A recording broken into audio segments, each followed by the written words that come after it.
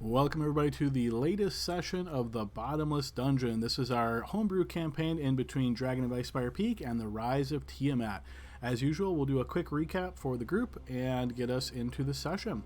So players, you will likely remember when we picked up last session, you guys are still on the boat, having traveled from the Sword Coast with Marlon St. Reed over to this location that he had previously told you about, known as the Bottomless Dungeon. You guys are looking for a particular coffer that is said to have the power to actually replicate coinage or valuables that are put inside of it, and this is something that Marlon St. Reed's lord is very interested in acquiring. You guys took the trip from the ship and made your way to a smallish island where there was a dock built, and you could see off in the distance the sort of outskirts of a larger city. It seemed as though the Bottomless Dungeon was isolated, you might say, on this island away from the larger civilization. As you guys docked at the decks here and made your way out, Marlon St. Reed letting you know that he was going to head to the town to inform his lord as far as what the success here of you guys willing to take upon this mission, as well as your run-in with the snake people that attacked you while you were on the ship. So you guys entered and were greeted inside of the Bottomless Dungeon to what essentially looked like a shop. And this shop had a whole lot of different things on shelves, behind shelves, little cabinets, and this all was manned by the eccentric Alexander, along with his companion here, who was some type of familiar, looked sort of like a cross between a monkey and perhaps had some maybe other attributes to it.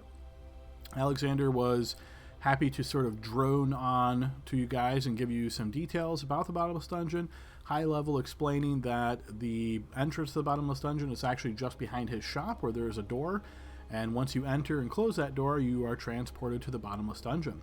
He explained that each of these layers of the Bottomless Dungeon is different. All of them are some of them are very commonplace, some of them are exotic. It's hard to say. You never know where you're going to end up when you step through that door and find your way into the Bottomless Dungeon.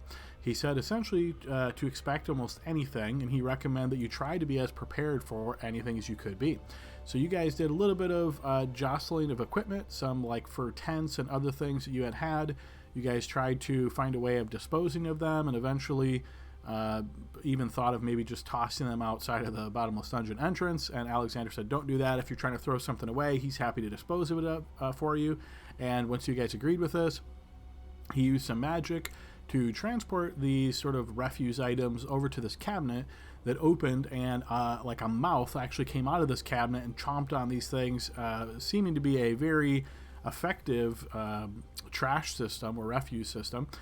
He also was able to sell you guys some different items that you're interested in, letting you know specifically that these items are attuned to the Bottomless Dungeon. They will work in the Bottomless Dungeon, but if you take them out of the Bottomless Dungeon, they will not. He did explain that he knows of a way, using some magical essence and some of his own knowledge, to convert an item that is attuned to the Bottomless Dungeon to be more of a permanent item, you might say, that you could take out of here and it would be just as effective, but of course that process costs some money. So you guys did a little bit of shopping here and eventually were ready to head into the Bottomless Dungeon proper. As you made your way into the Bottomless Dungeon, closing that door behind you, you found yourself transported into an area of pitch darkness. This was very strange to all of you, as all of you have the ability to see in the dark, either through your race or through a magic item. However, here you could not see through the dark. It was very foreign to all of you, and you started putting your hands around, trying to figure out what made sense, where this area is, that sort of thing. Realizing you're kind of on this rocky terrain, eventually one of you were able to stumble into this, or actually I think somebody may have lit a torch first, and when a torch was lit, you could hear these screeching avian sounds coming from a distance away, but it sounded as though these creatures were sort of getting closer. Eventually you guys did find yourself in battle with a large creature, a couple of them that were winged creatures looking somewhat like perhaps lizards or dinosaurs even perhaps. As you guys fought with them, were able to scare them off a little bit here and there, eventually also able to determine that this plinth Yeah, I think plinth may have been the word I used, but there's another word which I'm drawing a blank on at the moment. But anyway, it's represent. Thank you, obelisk. That's what it was. Yeah, so the obelisk on the land here. Once you touch it, there is a little bit of a tracing of what looks like maybe magical energy or sigils through the obelisk itself, and then this generates a glowing light above it. Interestingly, the light here is only dim light. And this is different, obviously, than your torch, which does create that radius of bright light and then a radius of dim light. These lights that are attached to the obelisks are strictly dim light. You guys probably have put together so far that the bright light of your torch acts as sort of a beacon, and some of the creatures in this area are very much drawn to it, particularly these flying dinosaur-type creatures. You guys found yourself engaged in combat with them a couple of different times, and were trying to make your way about, eventually dousing the torch using just the light from the obelisk. It didn't go too far as you guys started making your way away across these bridges, away from these rocky platforms, finding that the bridges were connected to other rocky platforms, and altogether finding that this place is quite strange indeed. You guys made your way up a bit, eventually, again, fighting those winged dinosaurs. Were able to eventually take them down with carefully staged attacks, waiting for light to be lit up in an area, waiting for them to sort of dive bomb down towards you, and having some readied actions triggered so you could hit them before they were able to hit you. Once you guys were able to defeat those creatures, making your way across this stone bridge, you found another rocky terrain and what looked to be some kind of giant ant. The giant ant didn't seem to pay you guys too much mind, and eventually you guys were able to light up another obelisk here, shedding some additional dim light in the area. Eventually decided to make your way back closer to that first one in order to get a bit of rest in, so you sort of rested in between the two obelisks on the central or more center rocky platform. After this short period of time of rest, you did notice that the obelisk to your north went out. It seems as though these lights are not permanent. They only last for a period of time. You guys decided to reactivate the one in the very beginning area where you started, and that lit it up once again. Making your way east this time instead of north, crossing this bridge, you found another small rocky platform, discovered these sort of twisted shapes in the rock that almost were humanoid in nature. Very still, did not seem to move. Was hard to tell exactly what was up with these. You made your way across a stone bridge again, found another obelisk, lit that up, found several more statues on this rocky terrain, passed by another stone bridge, and at this point you guys noticed some free-floating rocky platforms to the south. Your companion Syl was able to use some teleportation magic to teleport across where he had actually spotted a chest, or some of you may have spotted this chest, and was able to procure some items out of that chest before teleporting back. The teleportation works, but you guys notice that if you put your hand out in this area or were to try to, for example, fly out there or something like that, it seems as though there is acid that is almost constantly dripping from up above. You can't see a ceiling here due to the darkness, but whatever it's coming from, this acid seems to be dripping down, and it seems to be hitting this area that's not covered by a platform, making traversing that area or even getting close to the edge somewhat dangerous. You guys then ignited another obelisk here. After distributing some of this loot, in particular, you found a sword in the chest that looks to be perhaps a little bit on the dark side based on the way it is designed and its emblem sort of on the cover of it. You guys did just have a little discussion about what to do with that before making your way further to the north, crossing another stone bridge with a torch in hand, and this time hearing some additional avian screams. Unfortunately, one of these large avians is able to dive down, taking your friend Syl with him over the side of the bridge before you guys find just the four of you here and figuring out what to do next. So group, that is my quick recap. Is there anything anybody would like to add that I missed there? Those giant ants, I didn't hear if you mentioned those, but we did run into them, and they seemed docile. As long as we kind of gave them their space, they allowed us to have our space. I did indeed mention those. Yes, they did not Okay, attack cool. you on sight. All right, excellent, guys. Well, if there's nothing else to add to our recap, let's go ahead. Yeah, go ahead. Yeah, just real quick. I already have inspiration, but I think it's important for us to know that the light lasts for 1 hour. Yes, yep. As mentioned, when you had ignited the one obelisk and then took your short rest, you noticed that it did go out right about that time. So yes, about an hour seems to be reasonable. All right, guys. So with that complete, let's go ahead and get us back over into the map.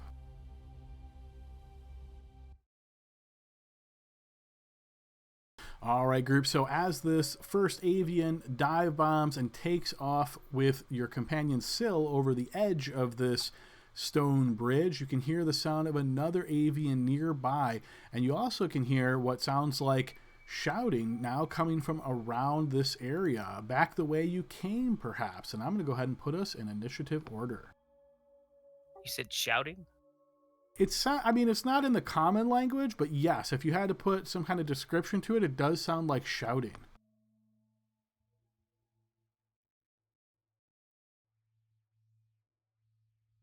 Ooh, look at Gail. What's up? My rolls are already looking cursed.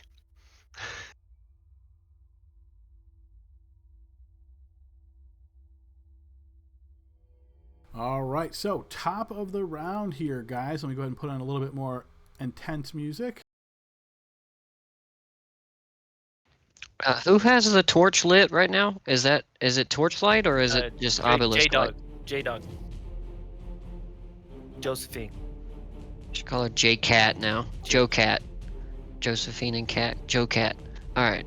Josephine's got the torch. So in my hand I would assume I have the shield and sword. So So yeah, actually before your turn even here, Leroy, there are two other opponents that actually are faster than you. Can't see quite at the moment. But Gale, you're going to notice as that first avian takes your friend Syl off the edge, a second one dives down right towards you, and I'll need you to give me a blind check to see if you can spot it moving through the darkness. You are able to see it as it makes its way down, just maybe at the edge of that light, spotting it up in the air there.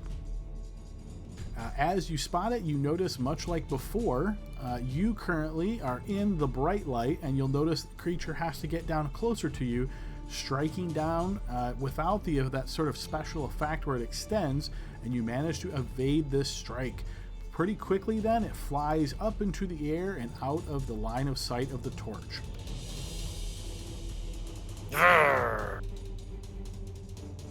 Kurtu, from behind you, you realize that suddenly you are being attacked.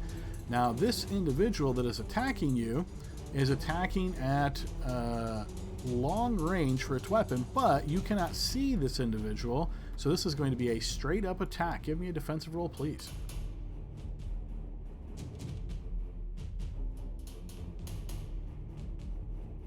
Never mind. I'm good. Oh, look at that. All right, so yes, that will be a fumble. So go ahead and roll a ranged fumble. For anybody watching along, Kurtu's player here has been talking a big game that he's thrown a lot of really good rolls yesterday, so we're going to see what happens. All right, yes, you easily able to evade that as you notice a javelin strikes the ground nearby, and on a quick glance, Kurtu, you can see not a typical javelin. It does have a piercing end to it that looks to be made more from like spiky rock, but you notice also these smaller bits that sort of branch off from the javelin's head, and it looks, you might say, perhaps like it might be a little bit more dangerous than your typical javelin. As we move to Leroy's turn. Alrighty. Well, Leroy is going to... I'm trying to remember what we were doing before this, Adam. Were we just moving through? We were moving northward. Yes. And then Yes. you lit a torch and ran. So Leroy would have his sword in his hand at this point. Alright. I am... And we're actively moving north, right? That was the plan? Yeah, the plan was let's go north. All right. So I'm going to move to I'm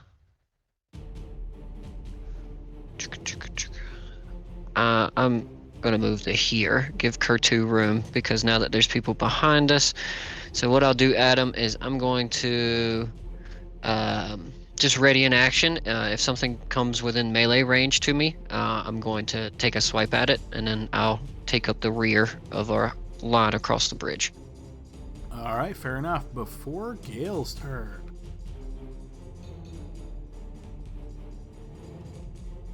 You guys can hear the sounds of that shouting to your southwest.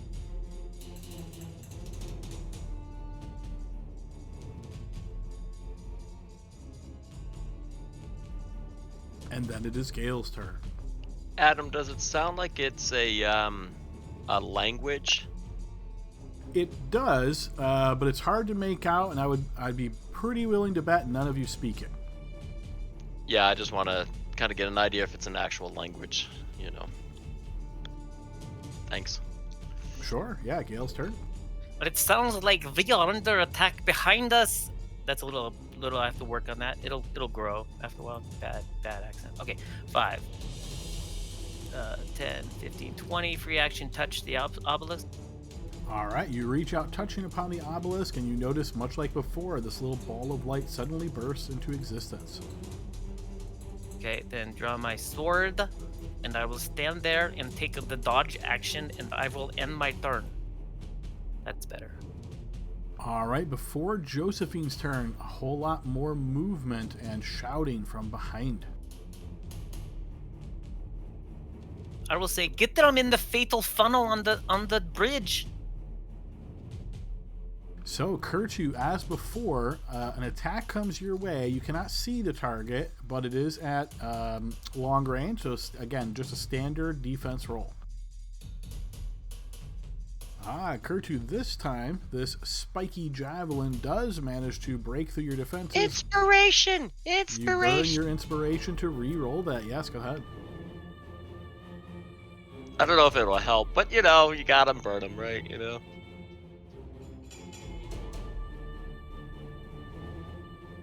Got to double check now. Unfortunately, that does not help, as that javelin does indeed manage to hit into you here, Kurtu. Shield! Shield! You would like to burn shield as a reaction? Yeah. Go I'm ahead gonna and go ahead and say yeah. So. Go ahead and burn. Yeah, go ahead and post a shield slot, so you burn that. And yes, with that additional 5 added to your defense roll, then that will indeed strike into the arcane barrier and not penetrate. You can hear additional shouting coming from behind you.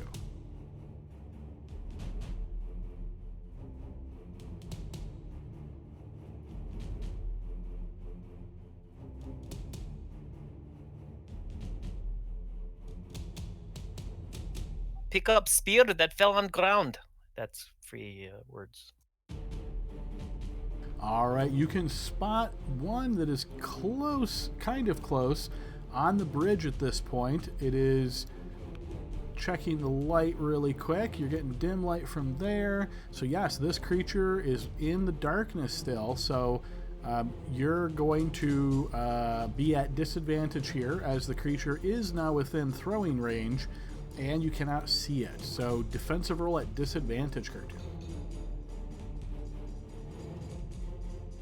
Yes, thanks to your arcane barrier and keep being quick on your feet, that one will miss as well.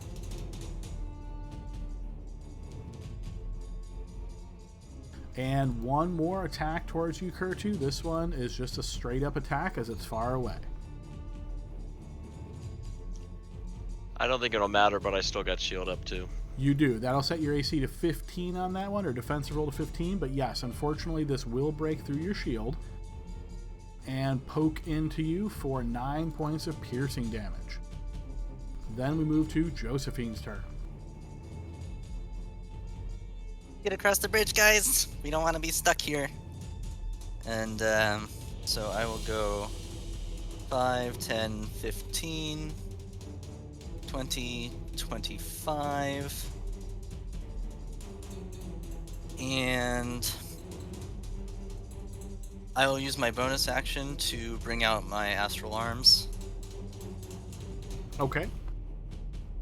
Got my key points. Okay. So that's down to 5. And then I will use my action to dodge for the swiggity swoopy guy. Okay, astral arms deployed and dodging. Okay, before Kurtu's turn.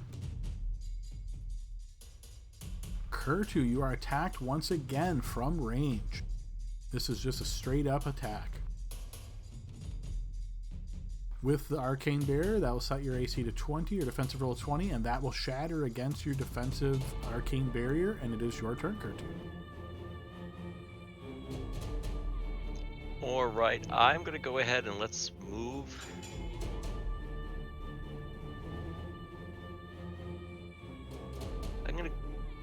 I'm actually going to dash.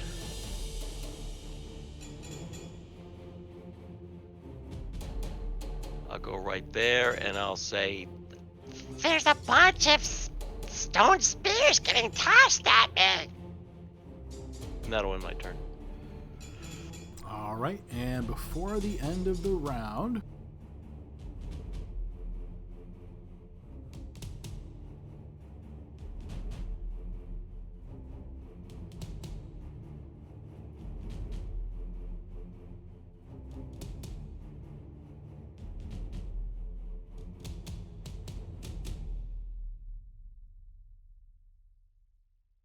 okay, Leroy, from where you're standing,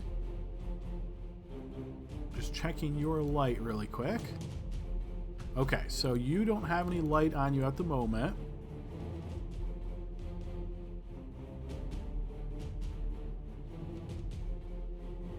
Okay, so this attack coming towards you, Leroy, you have a little bit of light from the obelisk, and you can see just a little bit of this creature as he throws at you. So this will be considered just a straight up attack. Let me check the range really quick. This will actually be an attack. You get to make your defensive roll at advantage as the opponent is outside of the range of the ranged attack. All right, yes, you see this coming and are easily able to sidestep it. As we move to the top of round 2, Josephine, as you are dodging, you're going to notice as this large creature flies down towards you, gets a bit closer to you, tries to attack you. You can make your defensive roll at advantage. You will manage to evade that as you notice it then quickly flies back up into the air.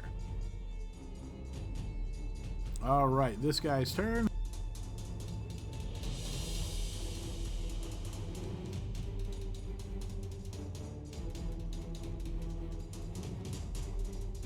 You notice he rushes up, and as he's getting closer to you here, Leroy, you can see with the benefits of the light coming from this obelisk as he sort of wobbles side to side, coming in closer to you, and you can see he's dragging this club behind him that kind of rattles against the rocky ground. Your turn. All right. I'm going to... Does the length of his club make me worry that I'm in his range now? Or do I feel like if I take off, I'm outside of his range? Unless he has some kind of special ability, the club itself is not abnormally long or anything. Okay, cool. So 5, and then I'm going to go 10, 15, 20, 25, 30. I'll go to here, and I will...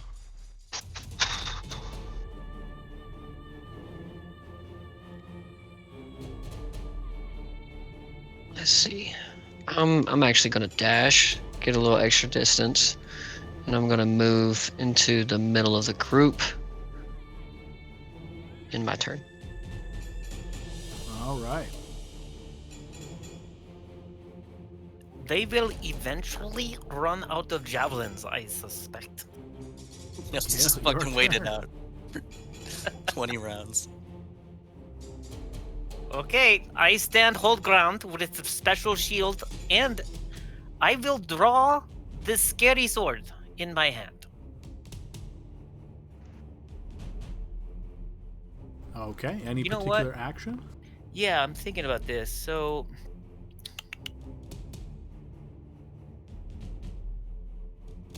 I'm reading Brace real quick. I can use a reaction. Okay, so I'm going to use my action to stop dodging.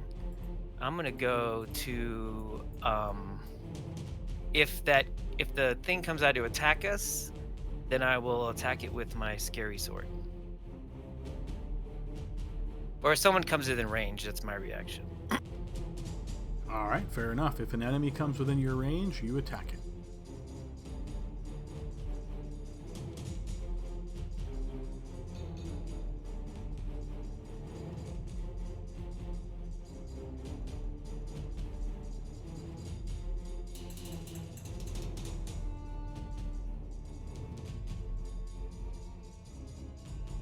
And when they go through those creatures, they're taking acid damage, right? You don't notice them howling in pain or anything like that. It doesn't seem like it is hurting them or affecting them in any way. All right, Josephine's turn. All right.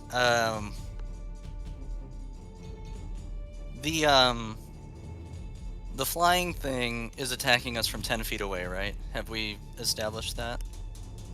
It has attacked you from 10 feet away, and in the earlier battle, it attacked you from even farther than that away. Okay. So, but in the light, when it swooped down on me just now, it was 10 feet? Yes. Okay. Then I'm going to spend a key point on patient defense for my bonus action to continue to dodge. And then I will ready a astral fist punch with my 10 feet of reach on those when it swoops down to attack one of us, if it's in my range. Okay, sure.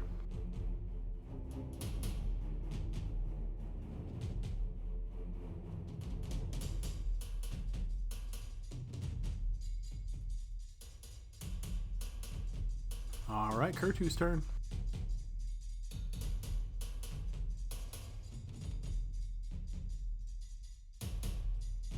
I am going to ready and attack. If an enemy comes within range where I can see it pretty well, then I will shoot it. What's pretty well? Give me an idea what you mean by that. Well, you said that those creatures down below, for an example, are,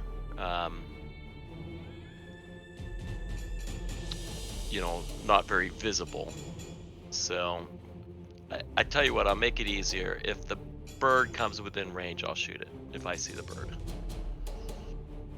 Okay, that'll work. That you can certainly do. Anything else on your turn, Kurtu? Yeah, I'm praying to the Dragon Lords. Yes, I am. Fair enough. Yeah, so Josephine, I just double check the wording of your ability here. That extra reach is only on attacks on your turn. Would you still like to have that ready action or change it to something else? Then can I ready a dart attack if it comes within my standard hit? Yes, you can do that. Yep. Okay. My bad. Yep, no worries. Yeah.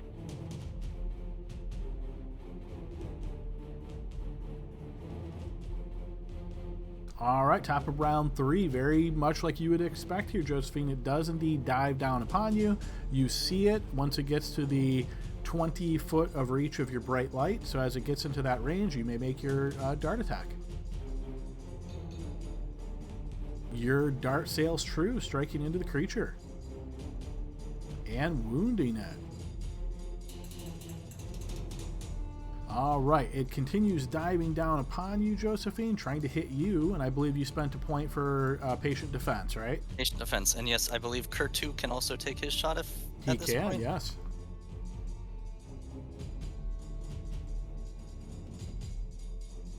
Oof, unfortunately, Kurtu, your firebolt is going to miss. Oh, but it scared him. He has Maybe, a yeah, frightened maybe. condition. All right, defensive roll at advantage for Josephine. My token's not selected. Let's try that again. Okay, that will be considered a fumble for him. You can make a melee fumble. Melee weapon? Yes. All right, quite embarrassed as he gets hit by your dart and then sails back up into the air. Okay, Leroy's turn.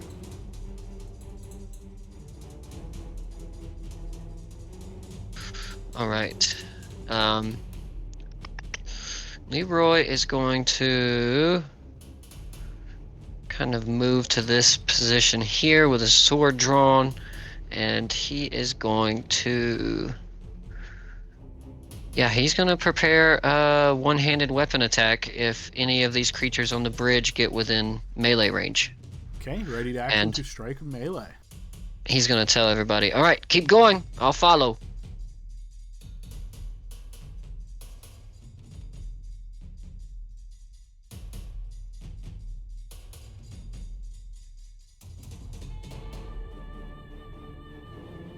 And Gale. Alright. Very good positioning. I will go there too. For this turn, I will ready action as is to attack a creature that comes within range. And thank you for the +2. Thank you for giving me that. That feels good. I didn't hear the end of that. What was the +2 for? This his aura. Oh, right. Something. I feel very good around you. I feel very strong. Thank you. That's nice. Most people say they feel sand in their mouth. Let's see. No bonus action, none of that. So ready action to attack a creature that comes within range. And then I would wait. That makes me use my reaction, right? So no, let me change that. I'm gonna go with dodge. I gotta think about playing this character a little more tactically. Battle Masters. Yeah. Okay. So I'm gonna dodge there. All right, fair enough.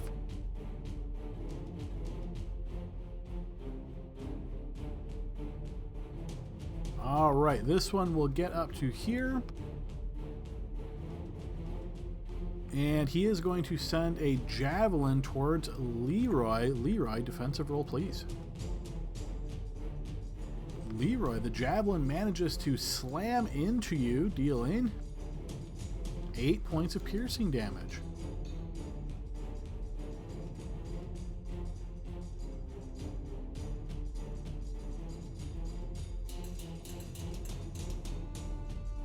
Lightning bolt. This guy rushes up, triggering both of your readied actions. So, Leroy, you readied first. Would you like to take your attack? Yeah, I'll go ahead and attack. Let's see. Dragon Slayer sword.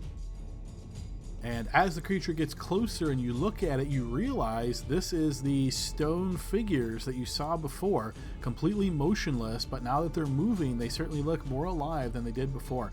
Your Dragon Slayer sword easily cuts into this very poorly armored figure, slashing into him, wounding him. And then Gale, you can take your attack if you wish.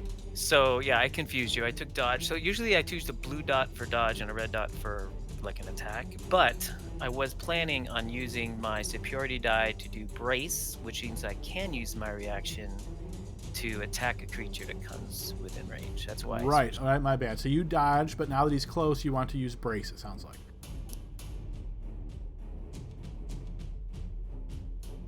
And then I'm going to swing the scary sword, but I don't know what it is yet. So what do I do? A long sword or short sword? I don't know. Let me double check. I believe it is a long sword, but let me just confirm. This is a long sword, yes. Interesting. Long sword is not. Oh. My long sword is not in my attack window thing. If you need to, you can just drag one from the compendium pretty quickly to your sheet. Let me close my screen. Sorry, guys.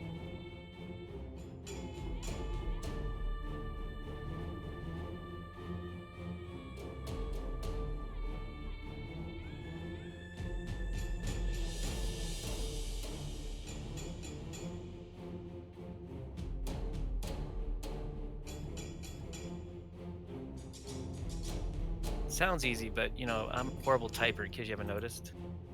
To drag the longsword? Oh, there you go. It. Yes, that will indeed connect. Go ahead and post damage. All right, you slash down into this creature simultaneously as Leroy does the same, and you deal it a mortal wound. You see it grabs to the wound as it falls over the side and plummets down below. Are they visibly still made of stone, or are they... No. As you look at them, they do not look like they're actually made of stone, but their skin is this very ruddy color that almost exactly camouflages to stone. I'm gonna look at Gale and say, that was mine. I got him. That was my blow. Search him, search him. Josephine's turn. All right. I will move 5 feet down to get back in range of our protection, our shield man.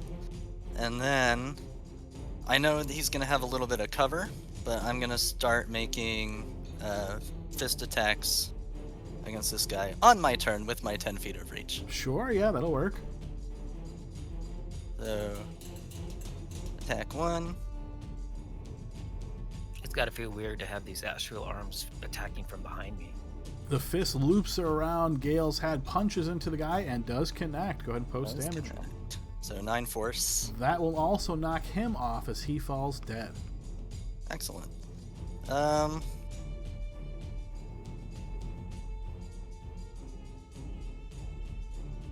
I'm okay. I'm gonna stay here. And now that I'm next to Leroy, what do I want to do with my bonus action?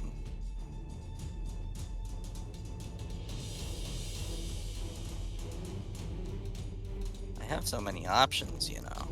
And just confirming real quick, you have a torch in one hand, right? And then you just made one attack with your unarmed With strike. my astral arms, which are separate, so. Oh, I can right, still right. hold- That's true. yeah. Okay. I can still hold a torch and a quarterstaff and all that. Juggling a torch with your normal hands as your astral arms just keep punching people. Yep. Hell yeah. I'm not gonna do anything. I'm okay.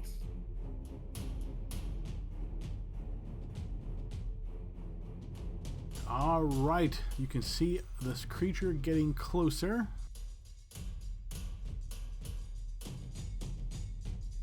Rushes up to there. Kurtu's turn.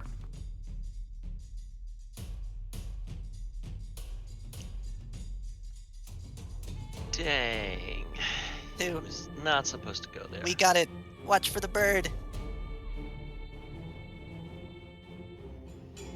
Yeah, okay, I'll ready in action. That's a good call. I'll ready in He's action, the only one who can shoot it. and I'll try to hit the fire. I hit the birdie next time with a firebolt if I see it. All right, fair enough. That'll work.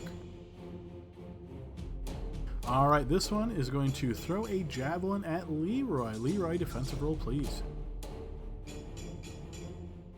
You do manage to evade this strike, Leroy. Okay, top of the round. The bird leaps down, diving down towards Josephine, and that will trigger Kurtu's readied action. You can set yourself back to public, but that will connect. Go ahead and post damage. All right, that will burn the bird, Chicken. wounding him a bit. And yes, he is looking hurt at this point as he dive bombs onto Josephine. Josephine, defensive roll, please. May I use a hero point to increase my AC? If you wish to burn your reaction, yes. Yes, I will burn my reaction to do that, because these All right. guys hurt. So, hero point, 3 whole points, and then defense roll. I'm somehow not selected still. I'm All okay. right. That means the attack will indeed miss as the bird leaps back up into the darkness.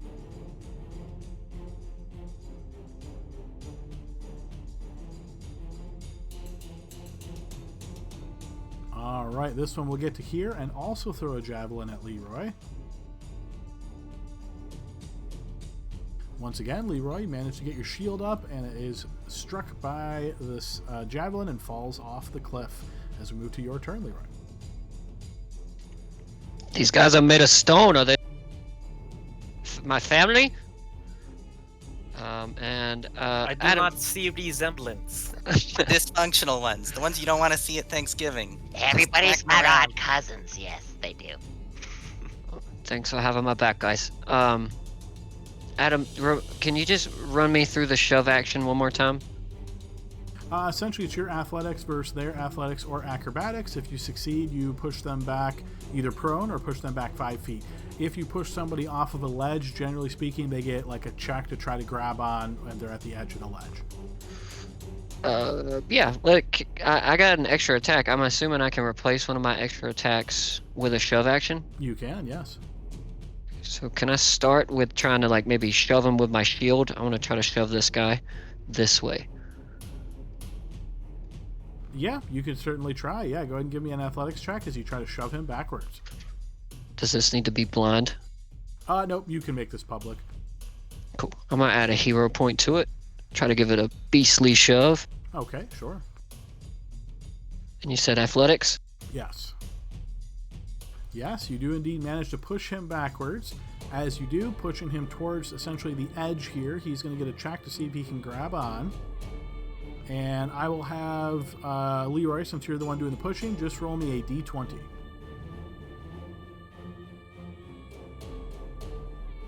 He does indeed manage to grab on, so you can see him clinging to the bridge here from this side. All right, and then I'm going to move around Gale to this point, and I am going to try to stab his fingers, or just make a weapon attack, but try to knock him off. So you can either attack him, it will be at advantage since he's prone, hanging on the edge of the bridge here, or you can push again, do the shove, and if you succeed here, you would dislodge him.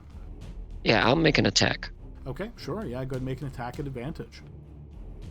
That will certainly connect.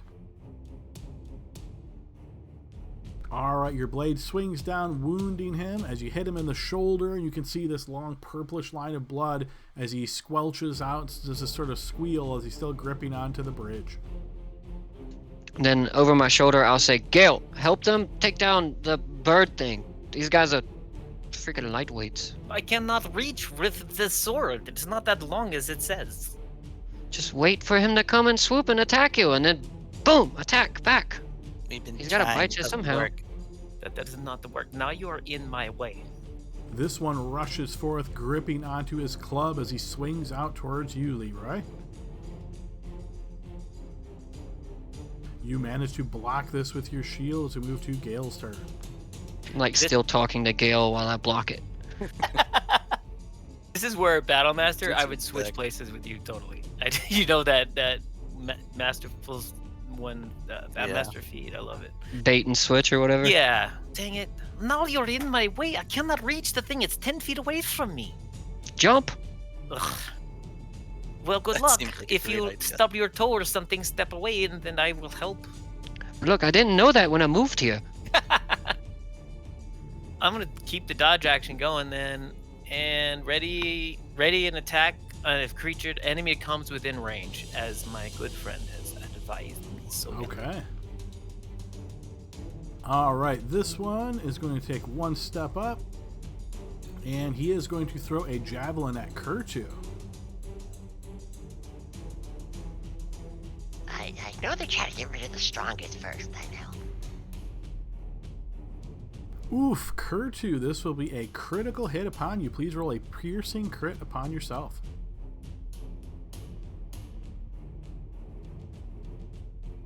The rolls are always such a roller coaster. Damage is normal, and you are bleeding. So that will be 8 points of piercing damage, and at the start of each of your turns, you are going to suffer 1d4 piercing damage, but you can use an action, or anybody could really use an action, to staunch your wound.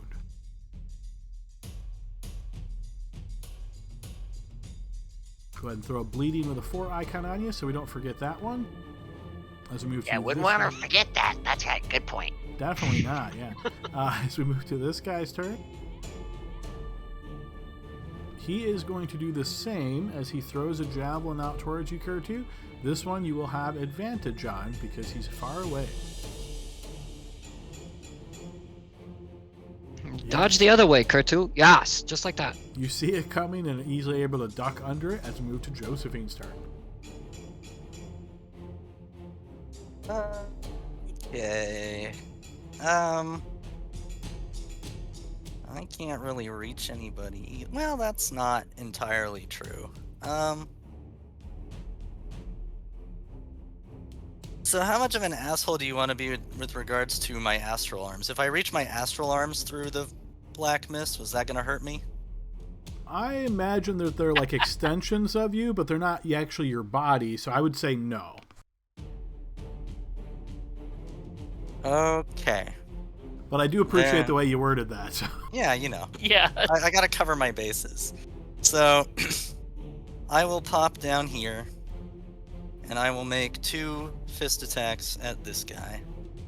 Sure, yeah, that'll reach. Through there.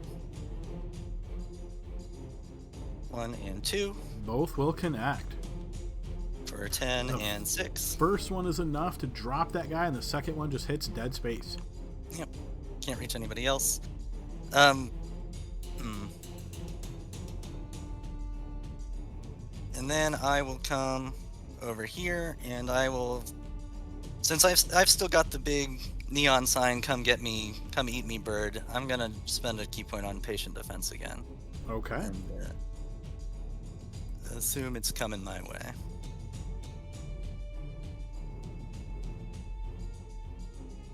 All right, this guy hanging off the side is going to use half of his movement to pull himself back to here, another half of his movement to stand up from prone, gives a sort of like you imagine a sort of exertion here as he then smashes out with that spiked club towards you, Leroy.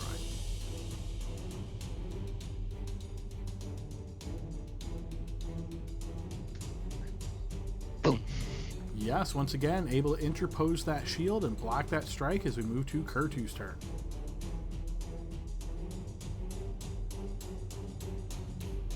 Of course, he takes his bleed damage. Yes, he does. 1d4 Kurtu.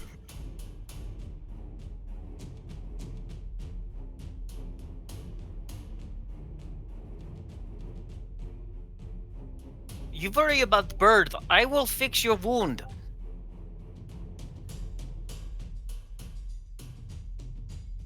It's something's wrong. It is, the damage is being taken off, Adam, but it shows me at full health there. I don't know what's going on. I see it normally. I think it's some kind of weird bug where when you remove it, you don't always see it, but other people will. It's kind of odd. Yeah. It happens to me too all the time. Yeah, I'm gonna go ahead and I'm gonna move, but if I see the bird, then I'm gonna go ahead and attack it. All right, so it sounds like move and then ready in action. If the bird flies down into your line of sight, you're going to attack it. Yeah, and I'm moving there, so the javelins go towards my buddies instead. Thank you. Smart thinking. Clever tactics. Well, you know, since Mize is not here, you know. Yeah, you gotta hide behind the little girl. Yes, and this one is actually going to throw a javelin towards Josephine from back here. So Josephine, defensive roll. Yes, you managed to evade that. It just hits harmlessly on the rocky ground by you. All right, top of the round, the bird does indeed fly down. Kurtu, you see it coming. You may make your attack. Your firebolt strikes the bird. Go ahead and post damage.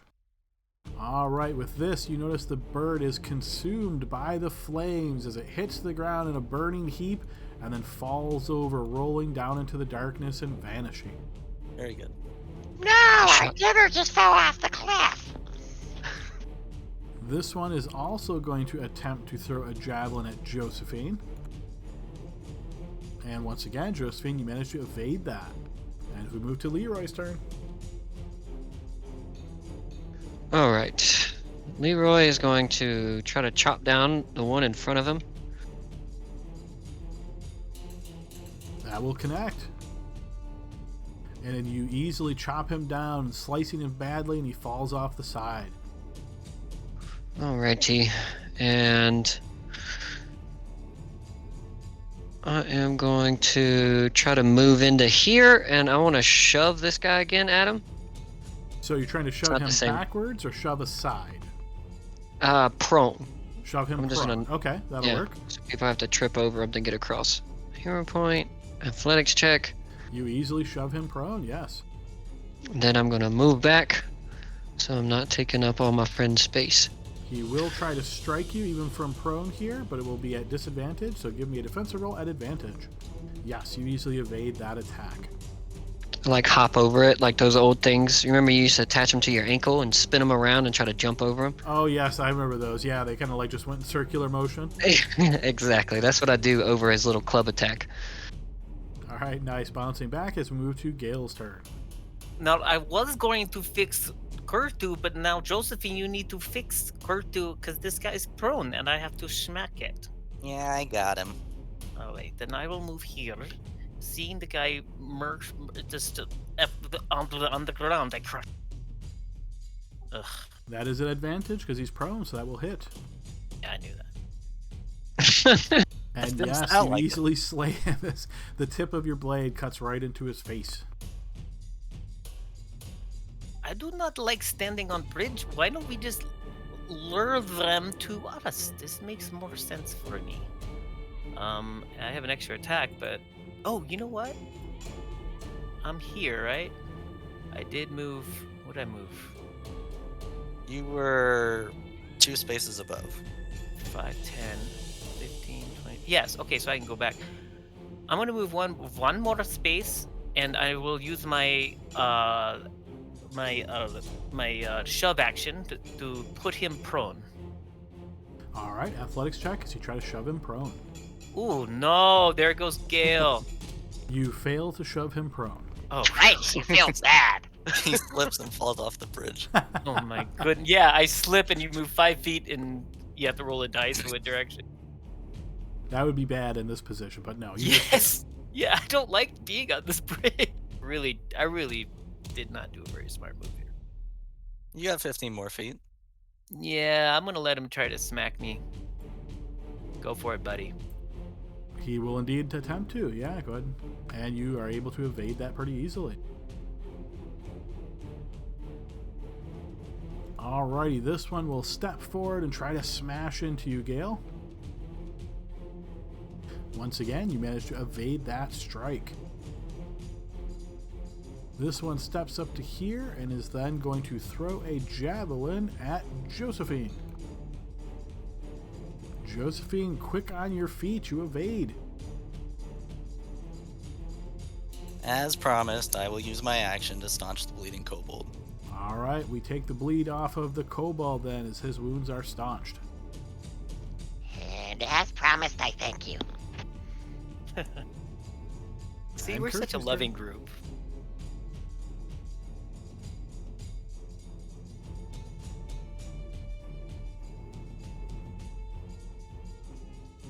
This one needs to burn. Your firebolt, however, strikes the bridge, not connecting. He needs to burn next time.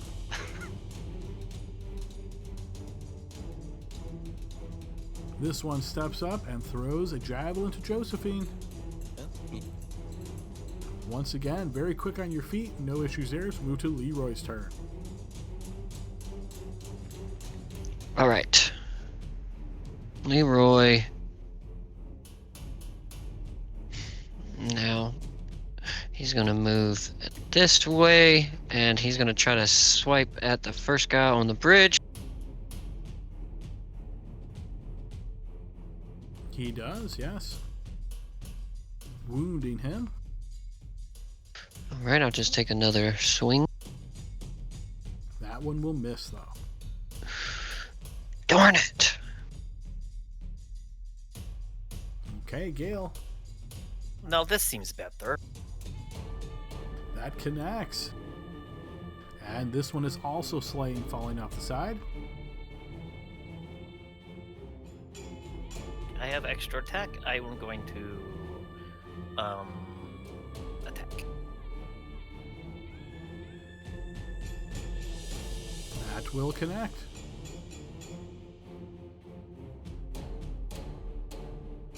Your blade catches him in the ribs, wounding him.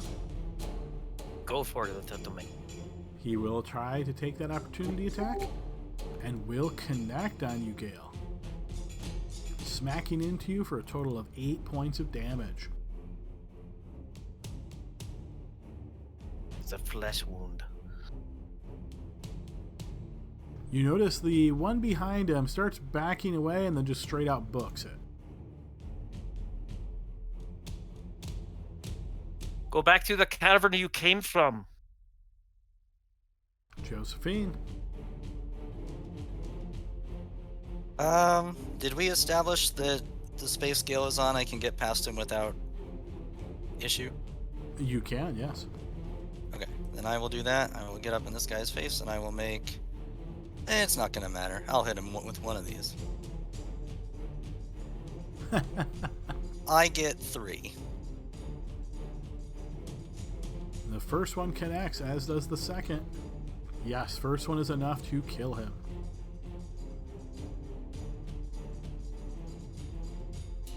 Probably could chase this guy down, but I don't feel like it, so we'll come back here and chill.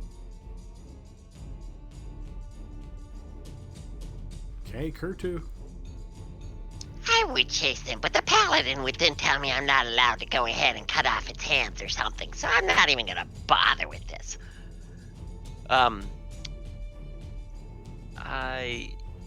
Adam, I'm assuming I can't see it, or can I with the light of the Can obelisk you down see there? it on the map? Yes, I can. Then you can see it. All right then.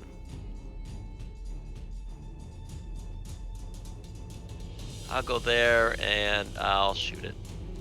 All right, the firebolt singes through the air, striking towards the creature, but misses.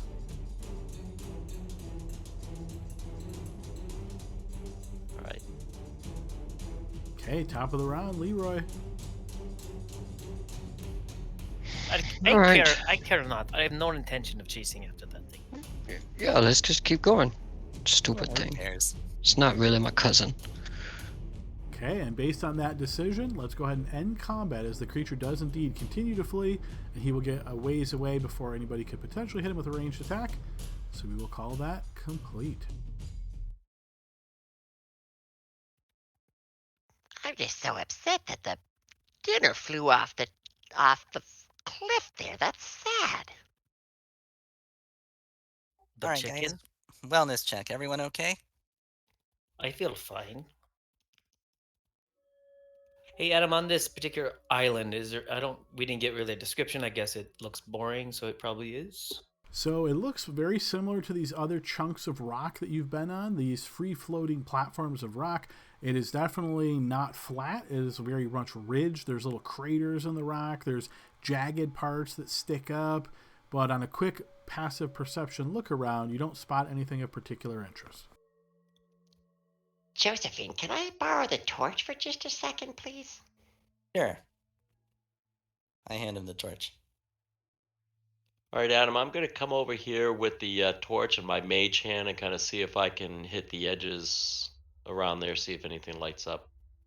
The edges, meaning you want to take the torch off into the darkness to try to light up that area? Yes. All right, as you send the torch into this dripping acid, you notice it is destroyed almost instantly. Yeah, I just wanted to see if it was all over the place. Okay, I'm going to come over to Josephine. I'm going to hand the torch back and say, This one's broken. Well, actually, the torch itself would get destroyed from the acid and just kind of fall down. oh, okay. Your torch is destroyed. It just wasn't any good anymore. Not once the acid hit it anyway. Oh, yeah? You mean like that thing you did? Like, not I last know, week. but I wasn't sure if it was every place. You gotta check sometimes. You never know.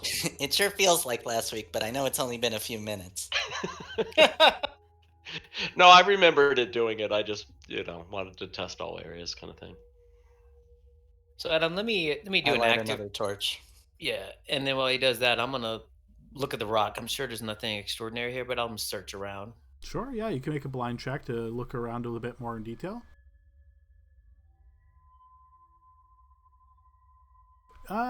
You don't notice anything of interest as far as like anything valuable or anything like that. You can see that there's certain sections of the rock that perhaps are slightly more pliable than other pieces, meaning it's more like a clay consistency rather than this really hard rock, but you don't see any kind of known pattern and you don't see anything that this really signifies. Oh, that is very interesting. Does it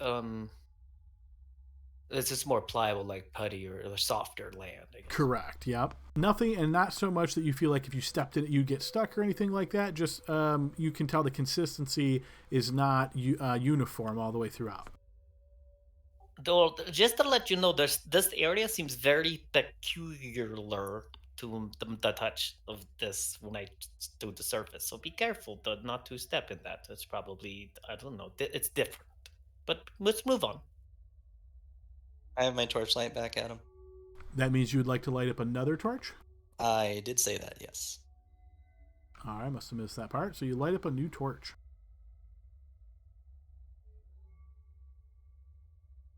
Onward? Yes, let's keep moving. I hate these bird things. Oh, don't worry. I'm sure we'll lure some more down as we... I have a feeling we'll find him again. Can we eat one if it dies on a platform? Can we keep it and eat it? Maybe. Anyone got seasonings? Seasonings? Yuck. Oh, maybe we should have taken Finn's seasonings. We just buried him with all that garlic. That's gonna be gross. It'll keep the vampires away. Oh my gosh, there's vampires down there? Probably.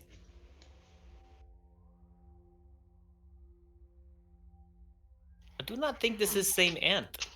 It's As a you are big one. moving closer to the west and crossing this bridge, Josephine, as you step here and you notice the bright light from your torch suddenly hits upon the ant, you notice a very quick response from it, almost as though this agitates it and it starts moving towards you. That's fine. Josephine, you are the quickest to react. How long is its little pincers? Hard to tell. I'm sure they don't hurt. If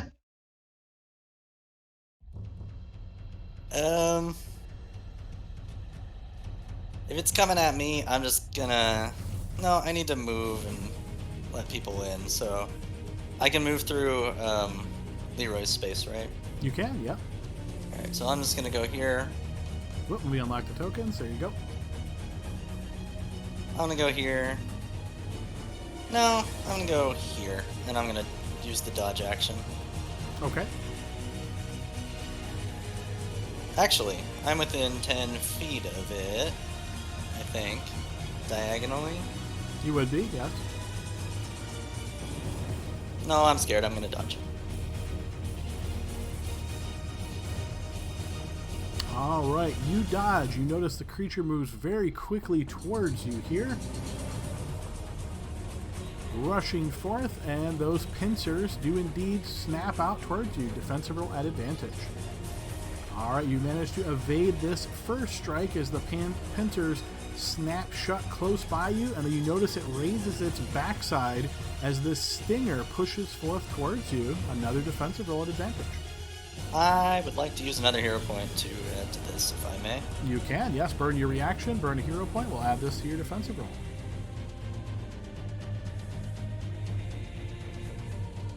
21. It's 21, yes. That will also miss as you manage to evade that strike as we move to Leroy. Oh, stupid ant.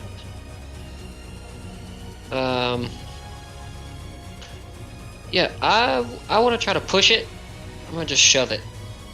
I'm gonna keep using this acid to our advantage. I'm gonna try to shove it. All right, yes. Go ahead and make an athletics check as you attempt to shove it backwards. I'm gonna keep a hero point because I'm running low. You do indeed manage to push it back 5 feet as you brush into it with your shield.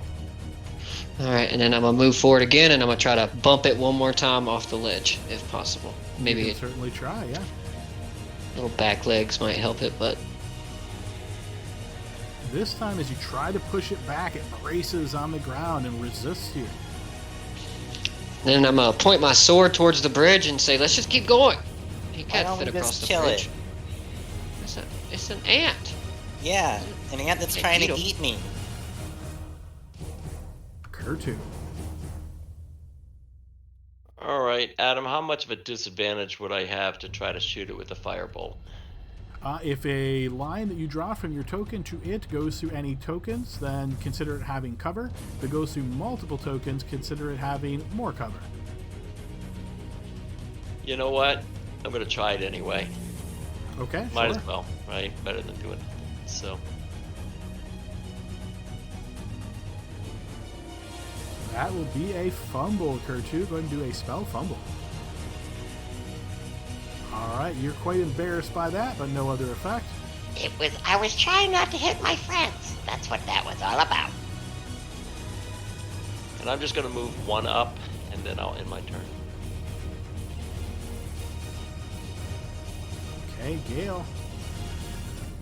I'm gonna move 5, 10. Is that a safe movement there? Count that as 15 unless you're willing to jump over the dripping acid. Okay, so it's 15. Yeah.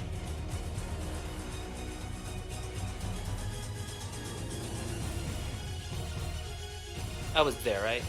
Yes. Yes. Sorry. So I have 10, 15. 15's there then. I have 10, 15.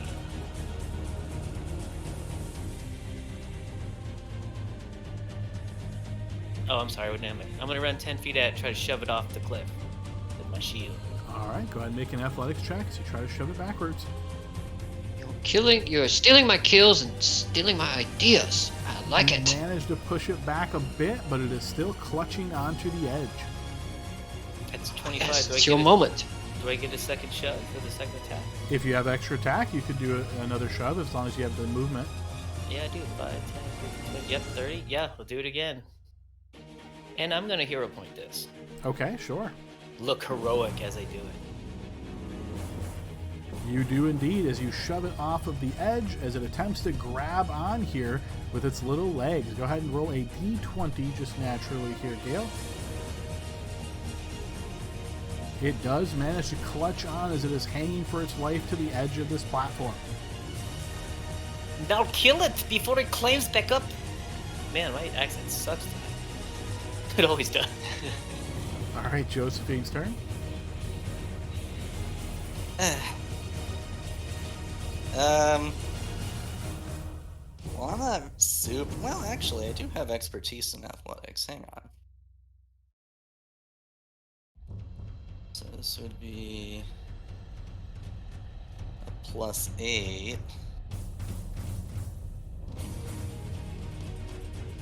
But in order to shove it from here, I would have to reach into the darkness, I think. You would, yes. So, guys, why are we wasting time? Can we just hit it with our pointy stuff? And Yeah, let's do it now. You don't Oh. have any pointy stuff. Well, the darts maybe. I will come here and I will start punching away at it. It's prone. The arms only last for a minute, right? 10 minutes. Oh, 10 minutes. Okay, then yeah. It is prone, yes. Okay. But I have to be within 5 feet to hit. with Yes, or advantage. otherwise it would be considered disadvantage. Okay, then I will do that. I will step up to it and I will start whacking it. Oof, first one will be advantage, so both of those will hit. For a total of 14 force. Okay, your astral arm smack into the creature, wounding it.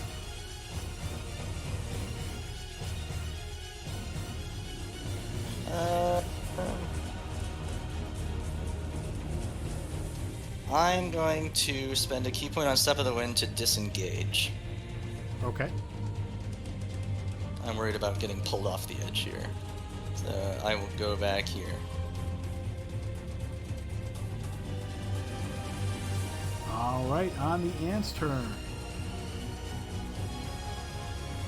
The ant is going to pull itself up, connecting on the bridge here as you see it do so. Gale, as you're closest to it, you can see this bit of acid hits on it and just sort of rolls off of its back down into the dark abyss below.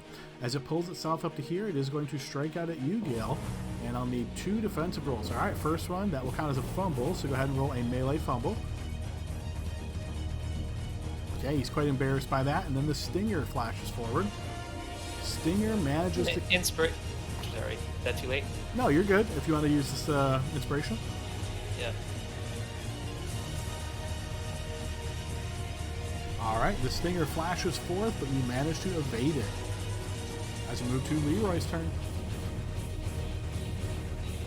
As I see his double evade there, I'll say, don't forget, if you're close to me, man, I can just block their attacks and reduce the damage, and I'm going to try to smack it while I'm preaching to Gale. All right, so you step up, slash out, but your blade bounces off the skin here of the creature, its shell. Second one does manage to penetrate, cutting into the creature and wounding it. Is it an ant dragon by chance? It is not, no.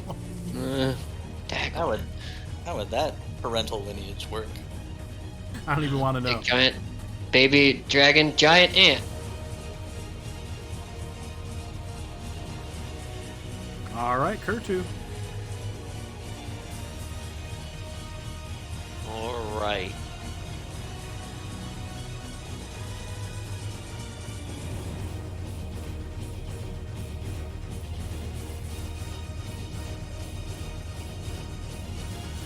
I'm assuming that hits.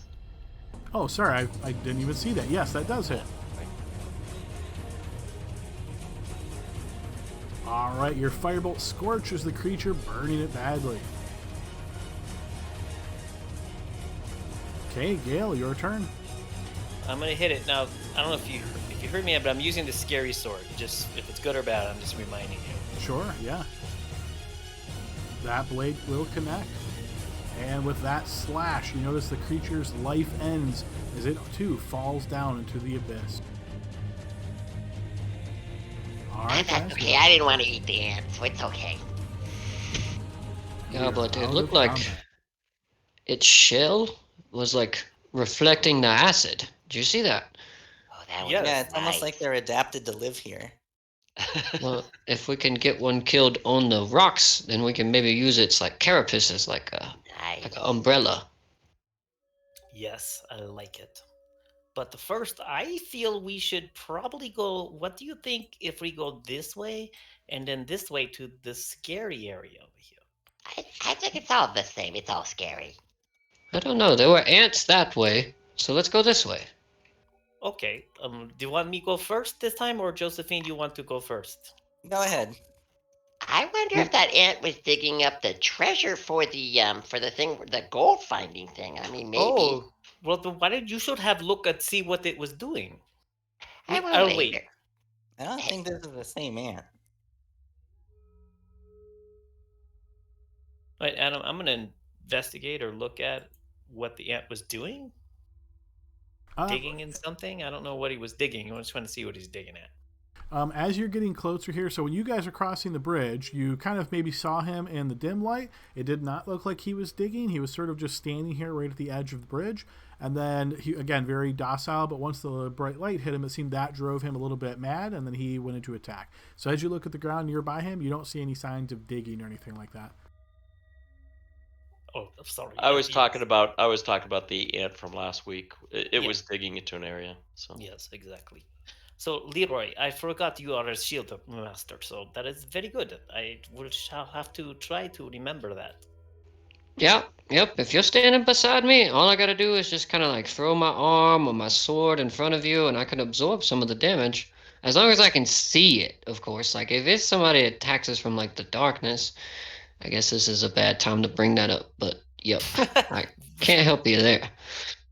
Come on, Kertu. You're gonna get lost in the dark, and you're small.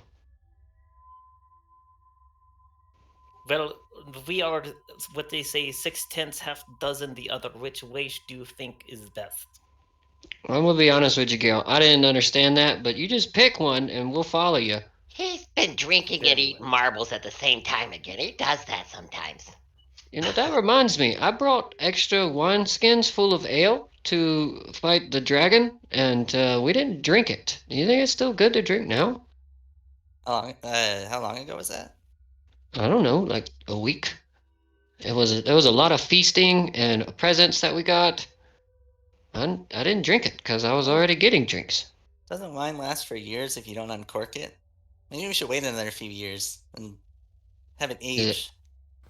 Oh, fine wine inside of a sheepskin water skin. Yeah, That I'm kind sure of that'd sounds work. gross. Don't they use barrels? I have to apologize for my common language. I had to take common as second language classes before I came to the Faerun. It's like 90% of the time. I completely understand you. All right, as you instead guys of are ESL, continuing to it's cross the, CSL. as you guys are continuing to cross this bridge, you realize this bridge is longer than any of the bridges you have seen so far. Gale, to your east, you notice what appears to be sort of like a gathering of this very dimmish light as the torch that Josephine is holding onto right now is sort of stretching into this area. You can notice this strange effect, almost like, think of this as like floating things right in front of on the bridge. It's hard to make them out. They don't have like a particular shape. It almost is like if you've ever had that kind of thing where it's in the corner of your eye, you try to look, but every time you look, it's gone. Think of it as something like that, but there's many of them in the area, and as you try to focus, they want to go away. Well, that is there's strange optical illusion effects ahead. I will draw my sword and go forward unless somebody thinks I am stupid. Both can be true. Let's go. I don't know how Sorry, they Brian. relate, but You just walked right into that one, so Oh, I set had myself up for that one. to. Yeah, pretty much. Okay, then we shall be brave. did your voice crack when you said brave? Because I don't think. No. Can you point out where on the bridge this effect is, Adam? It looks as though Gale has entered this area of effect right now. Let's catch up to him. Should we tie ropes on each other in case he disappears? I'm heavy. If I fall over, I'm taking you guys with me. This is clearly where we should be going. Or it's a trap. I feel almost as though your momentum here, Gale, is like sluggish. It's like slowing down as you're pushing through this strange atmospheric effect. But no other ill effects. I feel slower, but that's about it. If you think of like when you're in water and you try to move your arms and there's resistance, it's sort of like that, but obviously you're not in water.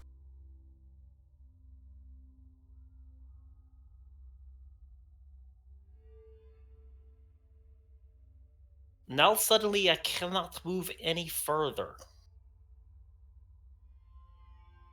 Literally, Adam, I can't. You can clearly see in that direction, but as you try to move, yes, you realize you are unable to continue in this direction. Can you move Josephine. back, or are you stuck? No, you need to bring light. Wait, can I move back? Yes, I can move back. But clearly there's like a magical field. Bring torch just a little closer. There's something I can see, make out. What is that? You notice with the bright light of the torch, you see nothing here, though clearly is something preventing you from moving further, Kale. But it's going to another small floating platform. I can use my detect magic ability and see if I can make something out. I guess it'd be a good time for me to look at that sword too, huh? Oh, that's yes. You can do it from there. I feel. I'm gonna. Let me try my magic hand and see if maybe I can go. The magic can go through. Maybe there's a doorbell. Go ahead, knock on magic door. Adam, am I able to scoot through them without going through the sides there? You don't have to No. go through me. You just move hand. I stand here. Take guard.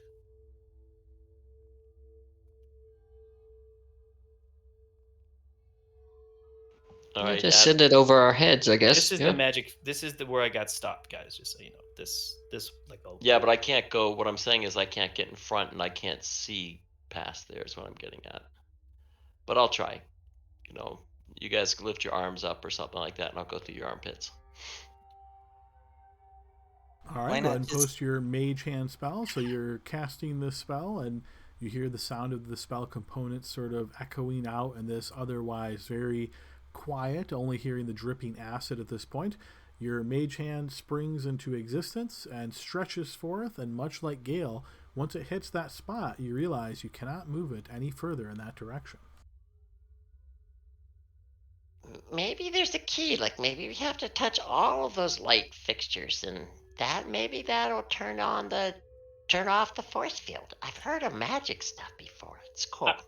I feel like we are sitting, as you say, sitting ducks on this bridge. I can't go past you without having to roll dexterity checks. Yeah, let's turn around and try Yes, the other bridge. go There might be I something will that way lead that the helps us. way.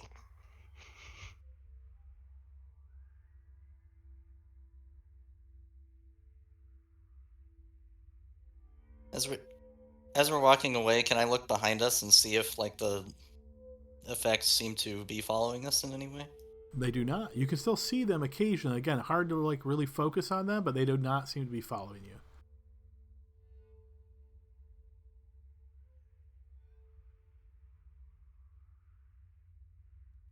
Do we just want to go to the northwest here? Yes. Yeah, Yeah. Why don't you bank south, and then the meteor people can go forward? and then you follow behind. You know I've been watching my weight. Very rude.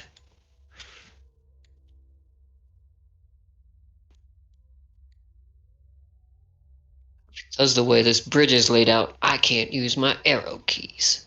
Yeah, I know. Oh, Okay, man. as you get a little bit closer here, Leroy, you notice oddly that first you see an obelisk, but to your north, you notice emblazed in the ground are these strange shapes that are clearly letters. Sorry, Can what I language is that? turn the obelisk on? That looks like Alright. Comet. You reach out, touching upon the obelisk, and you see, just as before, the light suddenly springs into existence.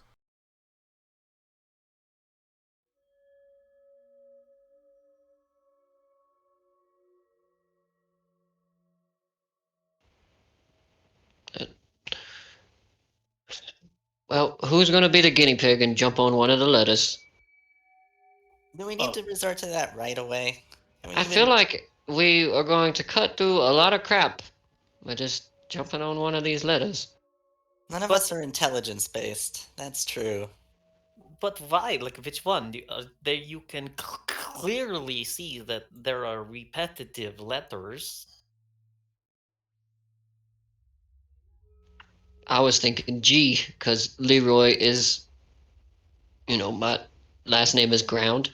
But that was my, and then there's an L right in front of it. See, G-L, boom, that was my reasoning. Also, Like you that. start to spell word, like G-L... There's another one over here. Oh, dang. Which is the right one? Actually, guys, look. It's like a palindrome, left to right. It goes Z or I said S. My player can't read. It says S Z, and then the other side it's S Z G W M. Oh. And they're all Right. like that, except for this one, which is not, and the So- rest of this one that we can't see. Do we jump on the letters that are odd man out? All right, Gail, you're first. Go ahead. Go for it. On the M. Wait, so the logic in all of this is because that these are mirror images of each other, and this particular one you feel has no significance whatsoever. Well, it's the middle, but there's also up here. Can we see this? Is this like angled correctly? Can we like see them from this far away? It would probably be hard to make out the exact letters, but for ease of play, yes, we'll assume you can make them out. That one's not mirrored up there. That row. Well, yeah. This one isn't about either. the You see column? that there's a little L over there. But, Yeah, but that's if you true. notice, the third line and the fourth line and the second line have a lot in common. So I feel that these were the neutral path, but up here it gets confusing for my brain. No, it's just a W. Duh. You just gotta hop. So you rate me to walk onto this one. All right. Oh, wait. I'm gonna stand Can back we here, think though. about it a little bit more before we start bumbling our Well, way? This has what got to if be we like try- a puzzle he found online for 10-year-olds. We can figure this out. This is a bridge. You wanna go see what's down the bridge I first? think so. Okay, well, of course. Who's got that safer option? No letters on the ground. J-Doll has the torch. Someone else wants to take it. I've done my heroics for today. No, I- you meant me more to bring. Because you could use your astral fist. Just not on me. Oh, wait. There's something down there. Hey, wait. I think maybe it's an ant. Your torch will draw its attention. Hang on. Just stay back there. Let me. Adam, I want to turn on this obelisk here. All right, you touch the obelisk, and the light springs into existence. Oh, yep, definitely an ant. You do indeed see the ant in the now dim light from the obelisk. It seems to be standing on this bridge, and you can see its head sort of swooping back and forth as it's sticking over the side of the bridge. Oh, hey, my expertise. Actually, I do have expertise in cartography. Yeah. So, and I think that this particular island was the first island that we saw the ants. So we have come full, what they say, as you say in Faerun, full circle. Are you guys gonna go ant circles. tipping? Well, wait. Are circles different in the Feywild? Like all circles? It's the same, but we never use that phrase. So you're saying we have to solve the puzzle to move forward, or Yes, figure a way through the gate that's what I think. invisible? Because I think that down here there's an ant there. Now, if you remember, there was one here, and then we went this way. But there's another bridge down here, according to my expertise in, or I should say, proficiency in cartography. That sounds good to me. I mean, let's go try to solve the puzzle, I guess. As you say, 10-year-olds could figure this out. We have a chance. Putting a lot of pressure on me because I'm quite confident that I'm not good at puzzles. It's been a long time since I was in school. You're gonna move off the bridge, Cartoon, because I can't get around you. Oh, my apologies. I was think confused we're by in a that school situation. thing. I don't think we're in a situation where it really matters. I bet All your right. little friend, the chef, would be able to figure this out. Yeah, well, too bad about that, huh? All right, Adam. Got you instead. In my time of being in a tomb, I read a lot of books. I love I'm you, proficient in history. Is there any way that I could maybe make a history check to see if I've read about a similar puzzle to this, to at least see if I can figure out how it works? Nothing from your knowledge of history seems to draw anything to your mind. I'd like to make an insight check to see if maybe I'd be lucky. You can make a blind insight check to see if you can detect any patterns in this. I mean, I detect a pattern, I just don't know what it means. You think that these are actual letters, and that those letters represent something, Kurtu. Wow, I'm already ahead of the game. And you Jesus say he's Christ. the smart one? No, Statistically, probably. it is my intelligence is higher than my strength, but let's just say neither of them are bragging. Yeah. Gotta be honest, intelligence is my worst quality, hands down. All my teachers died. I had to just read everything, and I couldn't read at first, so that made it really hard. All right, I'm going to jump on the M. I'm not going to wait for any more discussion. I'm just going to go for it, Adam. Okay, Leroy, as you jump onto the M, I'm going to slide you back for a moment. As you jump onto the M, you notice almost immediately there is this odor that it strikes the air. It smells sort of like corpse dirt, perhaps. You will suffer 11 bludgeoning damage, 11 necrotic damage, and you have to succeed on a Constitution saving throw, or... Did the tile like blow up or something? Was it considered a weapon attack? It was not. Okay, cool. Con save coming now. All right, you managed to succeed on that, so suffering just the damage. I'm going to back you up just a little bit more. As you step on this, you notice the tiles the style you stepped on and the tiles around it sort of depress. It's like, man, there was this old game we used to play where, like, my granddad would hide bombs in the sand, and we had to, make sure we didn't step on those bombs. But if we found them, we cleared off all the other bombs around those bombs. Oh my god. Yeah, do you remember when Minesweeper came out on the BlackBerry? Oh my god. That's what Adam just said, yeah. That's what I was referring to. My granddad didn't actually use bombs, but that was just Leroy talking. So he's gonna say, all right, see? All right, so who's next? Somebody's got to take the W. Fine, I will take you guys. Stay back, because the older... Are you guys serious? What is your solution, Joe I'm Cat? thinking. We're close to a break. We can think during the. We can We certainly got call seven early f- break if you guys want this time to think. We got 7 minutes. Let's just jump on a few more of these No, subtleties and You guys What- are suicidal. what if You don't know what the other ones do. What if it's pressure driven? Like maybe we just put like a bowling ball on there. so like trip the tile from afar. Like maybe use Kurtu's mage hand and like drop something on it from afar. Better than using your fucking face.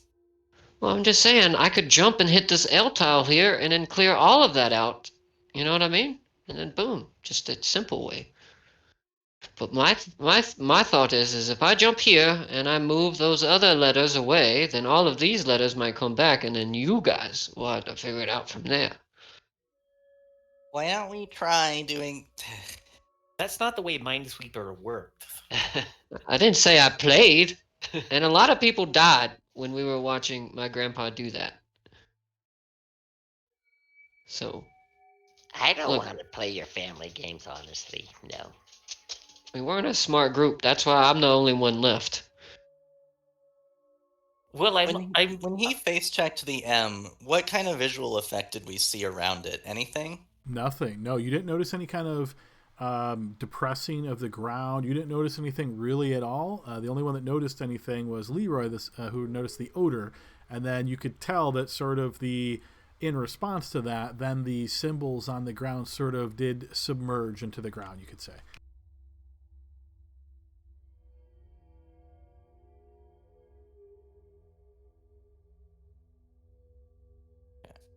Well, I will say that it did accomplish something, and that's a step forward. Although he's obviously injured. What? I'm all right. A little sickly, and it kind of whacked me in the shin there, but yeah, I'm good. If I take another one of those, then I'll be hurting for sure. But that's what the M does. It smacks you and makes you feel a little sick in the stomach. So maybe try a different letter. Maybe G for good tile. You know what I mean? Good reaction. Now you're confusing me because I thought that was good because it was the mirror thing you guys talked about. Right, but when you get up top, you gotta go to GGM. I mean, I don't know. I mean, what are you gonna do there? Well, that was Maybe- M. This is W. Yeah. Maybe W is water. You just have to drink some water. As you step onto the W tile, Gale, I get a blessing. you feel as though your life force has been drained. 3 necrotic damage and a con save. All right, yes, you suffer this damage, no additional effects. I'm going to back you up for a moment.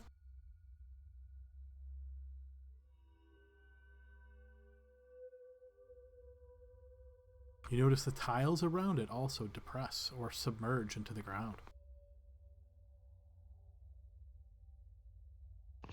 Come on, Josephine, Kurtu, we're making ground over here.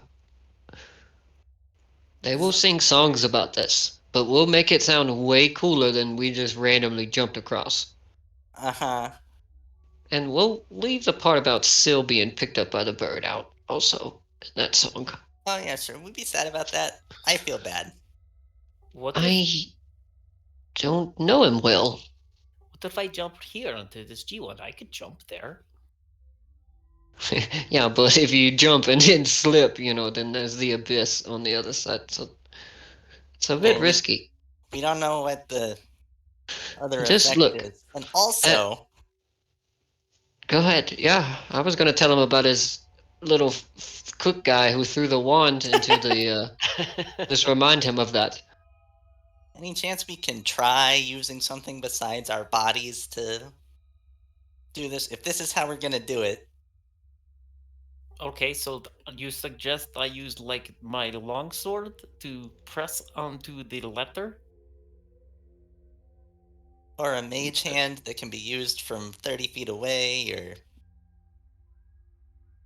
Yeah, but it doesn't seem to affect anybody but beside it. just on the tile. So I think if you guys come up a little bit, you should be safe. And then I don't have, let's see, I've got, I got some extra water skins of ale. You want to see if maybe you drop that on there?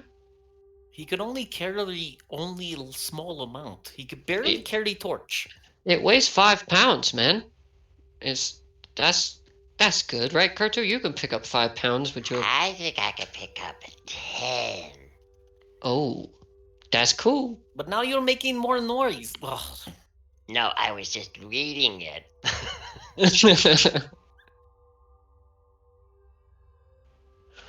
All right. Well, maybe I don't know. We did M, we did W,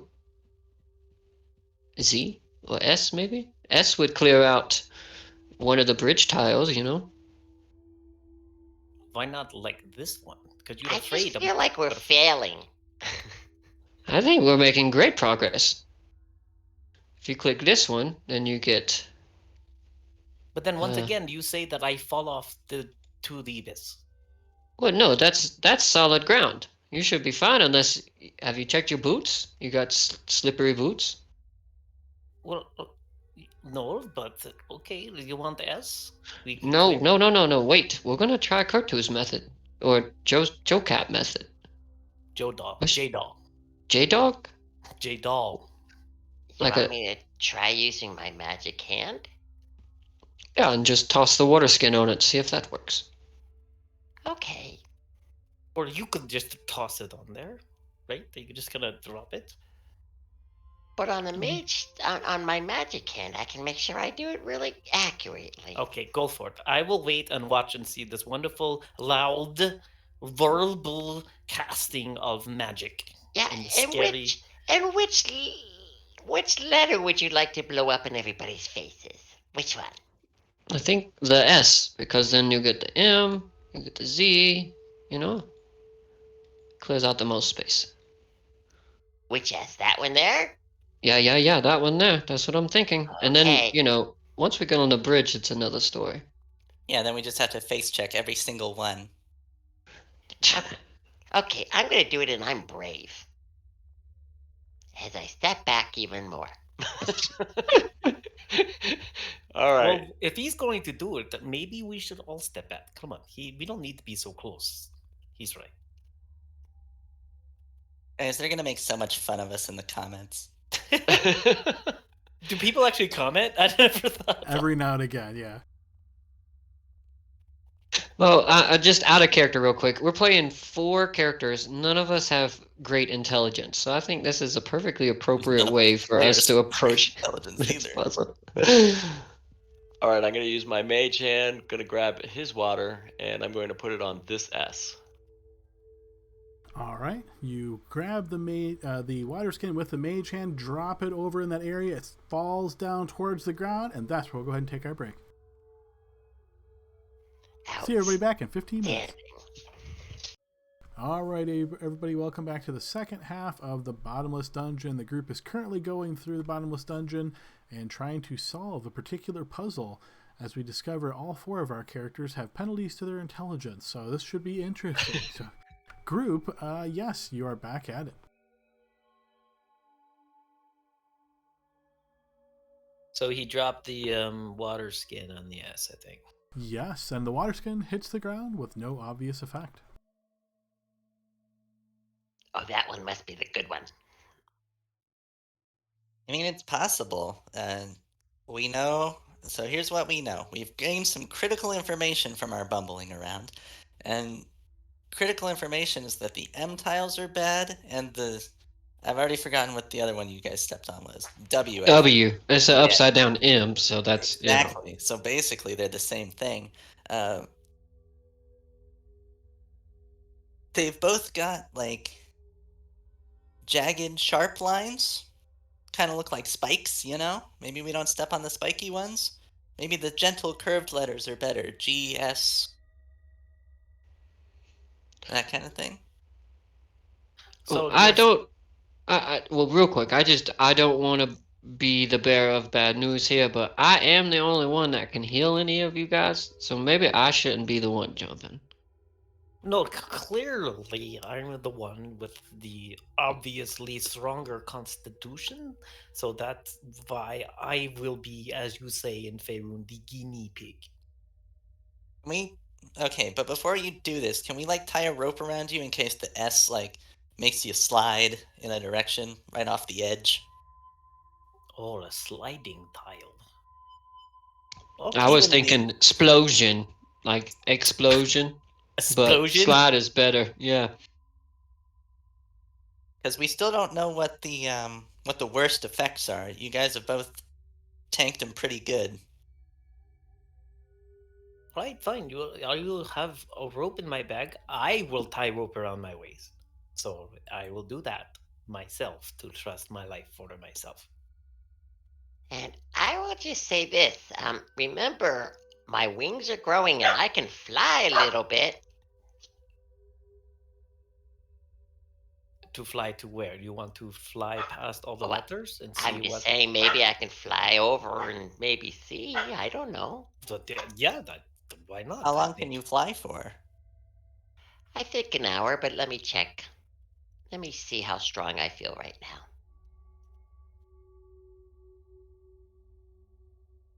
that's being very heroic. That's twice now he's been heroic. Verbal, somatic, and Oh, material. I can fly for like 10 minutes.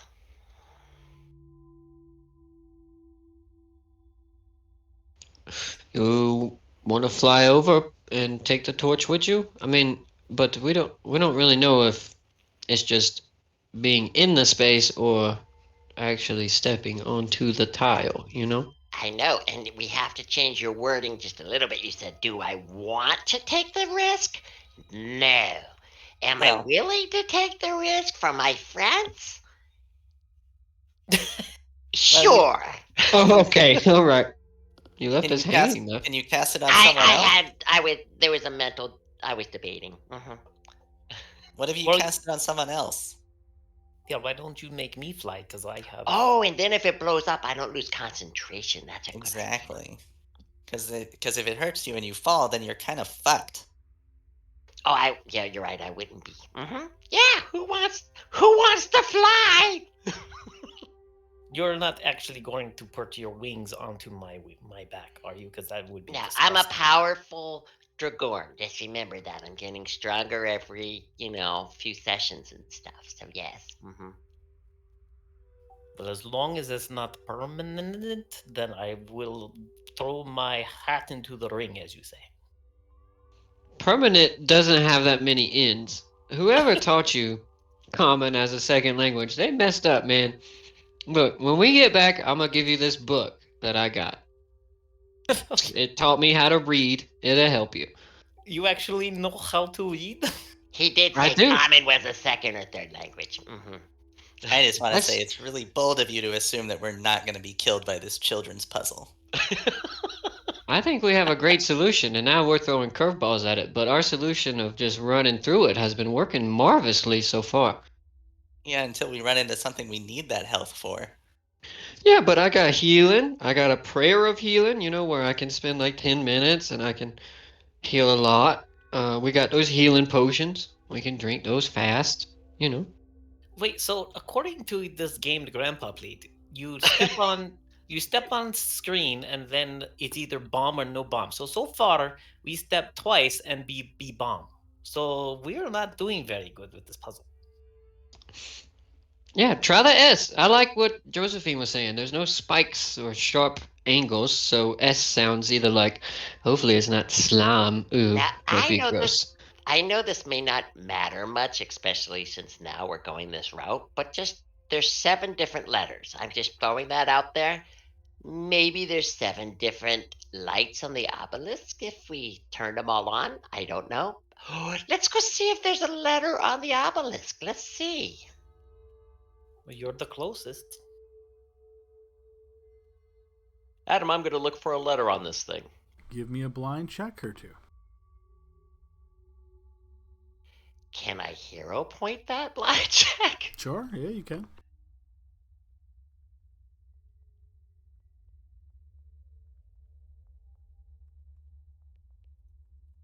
I didn't mean that to go to GM, but yeah.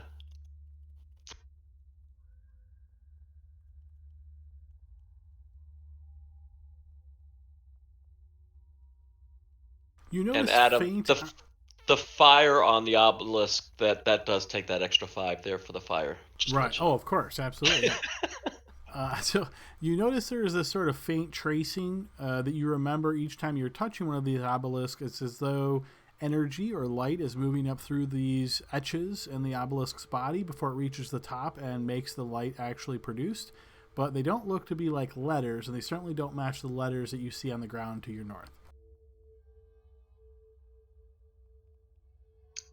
I still think there's something to do with all these obelisks, and we gotta turn them all on at the same time. That's just how I feel about it.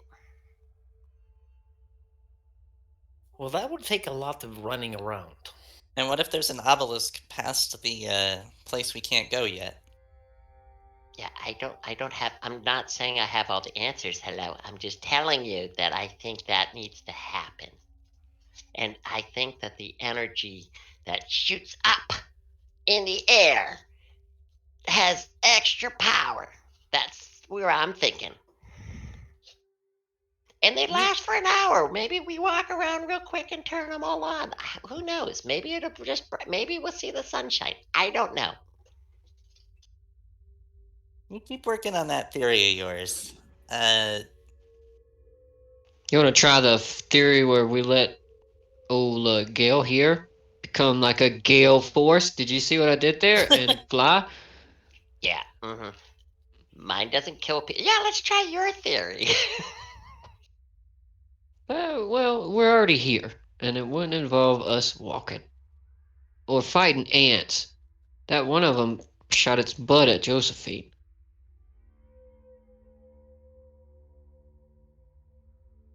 All right, so, Gail, would you rather fly? I would like him to be able to fly just in case he slips off the edge and has to get back up real quick. Well, Yeah, I mean, that sounds logical, but if he slips, then he's going into that acid ink stuff. Oh, That's right, gonna but the burn. acid's down below. He's gonna burn a little bit, but then he can fly back out of it. Yeah. I turn around very interested to see what happens.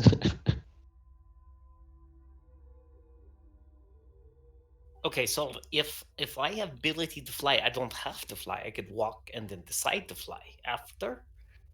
If Oh, you're gonna man. if you're gonna do that, then why would I want to waste a spell? Yeah, Here's so here's an idea. Fly over the S. If nothing happens while you're in the air, you can just fly over the bridge, right? I'll And see scout. what's over there. And if it turns out it's just a dead end with nothing over there and we're wasting all our time, we can stop fucking with this and find another solution. That's true, little recon. Okay, However, but if I was a cave bird, I would definitely hide around that corner. I'm just saying. And then when that happens, he flies back to us and we kill it and then we proceed. Yeah. okay, well, very well. I've never flown before, but we will. Is there like advice you can give me? Yeah, don't look down. Don't look down. Yeah. Oh, okay, all right. What if you want to fly down though? Then you kind of have to look where you're going. Look, we're getting lost in the weeds here. We're obviously not figuring this out the way it's supposed to be figured out, so let's just use our method and hope for the best. And it'll probably be fine. Yeah, like I said, Gil, if you almost die or get close to death, I got you. I'll just bring you back. You'll be all right. Okay. Then yeah, that's very reassuring. Go ahead, make Gale fly. Adam, I don't know if you saw my chat there. I did. Yes, you're doing that from your current position. Well, I'll say, okay, Gail, you have to come over to me here first. I don't want to go into the bomb area there, just in case Grandpa was right about his toys. Okay, now what? Do I close my eyes? Do I? Okay, first. Click your heels together 3 times. Something about Kansas. All right, I go ahead and I cast that, and Oh, and Gale, you now see wings coming out of your back. Ah! Nice. Okay. These Okay, better not be permanent. it could be. So go ahead and start flying now. Okay, so I will make concentration in my face to go Yeah, all you up. have to do is you have to say 3 times. You have to say fly, fly up in the air. Fly, fly up in the air. You say that 3 times really fast, and that's how the fly spell works. No, I'm And you going to have to have to flap your wings. insight you, but I do not want to do that and mess up with game flow. I will just concentrate and try to fly it 10 feet in air from here. And just making sure I'm following here, Kurt. Did the first one happen before you did this one? No, so I just cast minor illusions on him to give him. That's all I've casted. I wanted to have him. All right, fair enough. I didn't want to screw anything Oh, over, yeah. but yes, you cannot fly quite yet. There. I'm sorry, I had to have some fun with you. Oh, I see. So I cast the magic So then they are minor not illusion, so you have the wings. they're not working? Why your magic sucks? You didn't say the words. You have to say the words. All right. Kertu was right. Kertu was. Fly into air. God. I fly. Okay. No, that wasn't right. Fly up and away. Right? Was that Fly- it? The fly up in the air. Okay, No, I'm still laughing. I'm still laughing. Let me go ahead and cast the. Now that he has his wings, let me cast the real spell. That's Cobalt. We're so full of fun. People don't realize it sometimes. I'm glad we all appreciate the levity of this life and death situation. Oh, It's not my life or death. That's true, it's his. I think this might be the first time in character he's referred to himself as a kobold as well. Oh yeah, I am a Cobalt. Oh. I'm just a. Basically, a Dragorn is just someone who has the sorcery powers from a dragon. Oh, okay. I thought you were like kobold, but you were setting yourself like aside as like something different than a kobold. by calling No, yourself a Dragorn. in Like, all his squares are background, rectangles. a Dragorn is kind of like just a sorceress for the dragon area that he comes from. That's all it is. Fair enough. Okay. There's All a right. few So with the thunder actual spell ones. cast now, Gale, you feel that you can fly. Here, take the torch, would you? okay. I will hand him the torch. Be careful. That might be contagious. The All right, torch? So hang on one sec. So I'm going to give Gale the torch. Remind me what you have in your hands, Gale. What's your get up here? Well, now I will have to sheath my scary sword to carry torch. Well, and remember, don't fly through the acid. That would be bad. It would turn off the torch. All right. So it's going to be shield strapped to the hand and then torch in the other hand. Yes. All right. And then Josephine, you're handing your torch to Gale? Seems like reluctantly. I will just strike up a new torch at him and hand him a new torch. How about that? Okay, fair enough. So you both have torches then. Make sure you're just deducting the torches you're using. Yep, that's number 8 now. I open my eyes. I'm doing it. I'm now gonna try to go 10 feet in the air. Go 10 feet in the air. You do. It's working. Okay, so I'm gonna go here. Then I'm going to go. Is this where you said? Well, he did it now, so I was gonna suggest the S, but You are Feels- flying in the air at 10 feet. Feels like nothing's happening. I'll go here. There's more letters. Here. Here. Again here. Now I'm gonna look up and everywhere at him from here, like on the up above me and everything. It is dark everywhere you can see to the limits of your torch. Oh, but I do see something very special towards the corner. Are there more letters? Oh, there are more Yes, letters. there's a bunch of letters, but there's another chest on the corner. See if you can pick it up.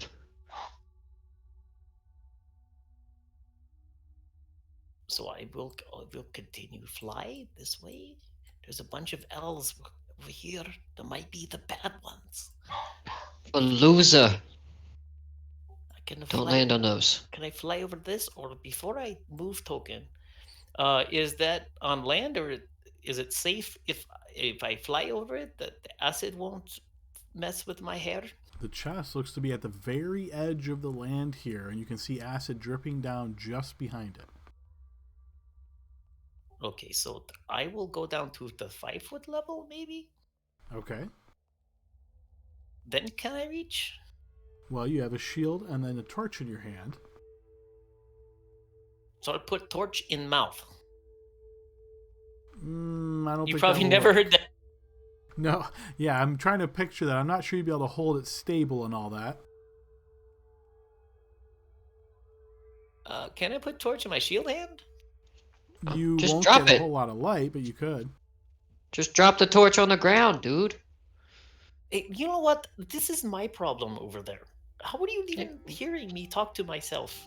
I can see you. You're talking out loud. I can see you, and you're obviously trying to figure out how to pick that thing up. Just drop the torch. There's light over here. All right, very well. I will drop torch on the ground over L, right where I'm standing. Bad idea. I'm going to see if I can do a Finnegan toss and put torch on this Z right here. All right, as you flip the torch through the air as best you can, you see it hits the ground and immediately goes out. Great. Now I can see nothing. Did you drop it beneath you? No, I dropped it next to me. Now I have to fly back. I remember that it's straight back to here. Here. I need another torch. Light torch quickly. Give me torch. I'll light a torch. Yeah. Yeah. You're burning through these, man. All right, I'll take my shield off. Away. I will put my shield. Man, with so many friends, who needs enemies? Is that the right way you say in favor? It was close though. But here, take this torch, and yeah. Are you strong? Can you pick that? Can you pick that up? Yes. Okay, so I'm going to. I don't have the shield now, Adam. So you've ignited a new torch, and you're holding just onto the torch and then a free hand? Yes. All right, I'm going to go ahead and give you a torch back. I deducted another torch from my inventory. Perfect. I have 2 torches if we need them. Okay, so now I go back here, and I'm going to go to the 5-foot level, and I'm going to reach below my feet and try to gently place torch on ground so that it does not go out. Meaning you want to make the torch connect to the ground? Why would I think that would go out if I put a torch on the ground? Indiana Jones, didn't he use it to like keep the snakes away and all that? So normally speaking, no. Obviously, if you drop a torch, it just keeps burning. But you did notice that just moments ago, as you tossed the torch and hit the ground here, it just seemingly went out. Yeah, I don't want to toss it. I think that's what it was.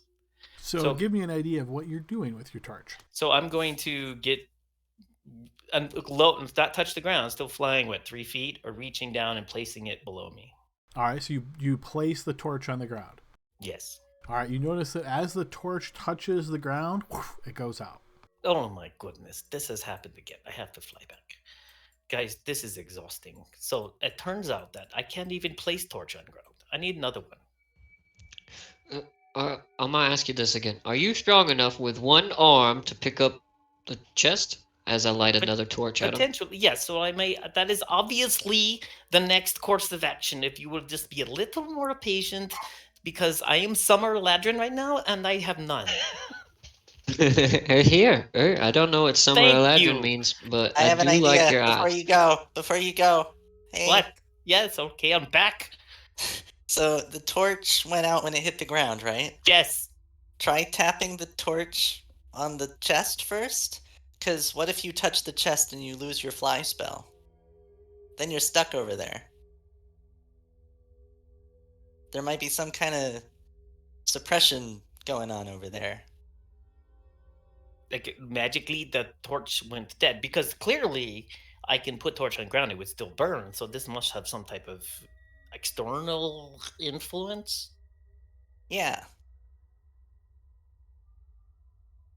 So to solve it, I touch torch onto chest. Maybe Experiment with the torch. to make sure that touching the chest doesn't take all your special stuff away. And then you could keep the torch if it goes out, I guess. Okay, well, I will do that just because I am not understanding plan, but I will do because Plan is to I- save your life, dickhead. I will do it because I know Josephine loves me for it and wants me to have life for a long time and have family. So I would fly there, and she said touch chest with torch, so I will touch It's the because chest. he's our best minesweeper. So just to clarify, you're putting the end that has the heat, the flame, and you're touching the top of the chest. Well, no, I want to see the flames. Can I hit the chest with the base of the torch? You can, yeah, that's what you'd like to do. Yes. Yep, yeah, it connects with the base, or the base of the torch connects with the chest. You see no obvious change. Okay, now he wants me to not touch chest and grab with one hand, but to put flame onto chest. So I will put flame onto chest. That's not what I said, but okay. As you touch the burning part of the torch to the chest, yeah, you notice no change. Oh, well then why don't I just grab chest?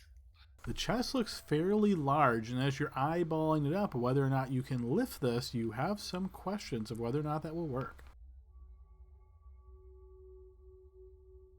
Oh, so it's a pretty large chest.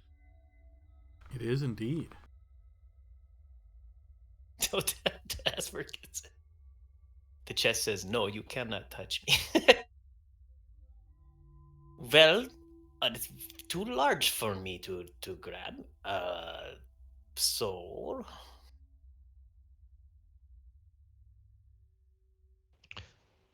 What about if you just open it to see if what's inside is worth it? what was that? I'm sorry, I was too busy shivering for my life. Can you just open it and Yes, take what's inside? Okay, fine. I will open now. Gosh, where are we the back? Can we just kill things? Why is it always a puzzle on this place of Faerun? Kertu says you got 5 minutes left before fly turns off. Oh my god, you're stressing me out. I'm trying to open chest. The chest does indeed open. You notice that as it does, a couple of things seem to happen all at once here, Oh, Jim. God. First of all, you notice in the back of the lid of the chest, where it's sort of concave like this, you see that there is this kind of image that suddenly springs into existence. Notice the spectral figure steps up, moving through what looks to be darkness, reaches a hand out, touching on what you recognize to be a representation of an obelisk, and you see the light suddenly springs forth in the spectral image. As it does, the spectral humanoid actually breaches forth with what looks to be an unlit torch, touching the light, pulling it back, and it is as though the light has been burning onto the torch now, giving off this same kind of light. You also notice down below in the base of the chest there is a bracelet that looks very odd, sort of floating there in sort of like nothingness. And as you look down, spotting this, you also hear an avian screech.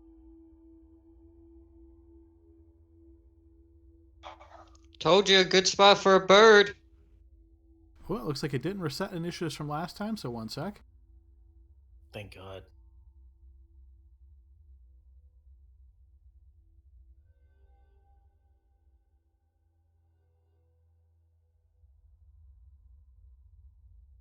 So there's Okay, this. so Can you?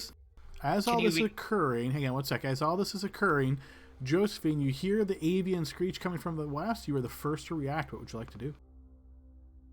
The avian screech coming from the west. Okay.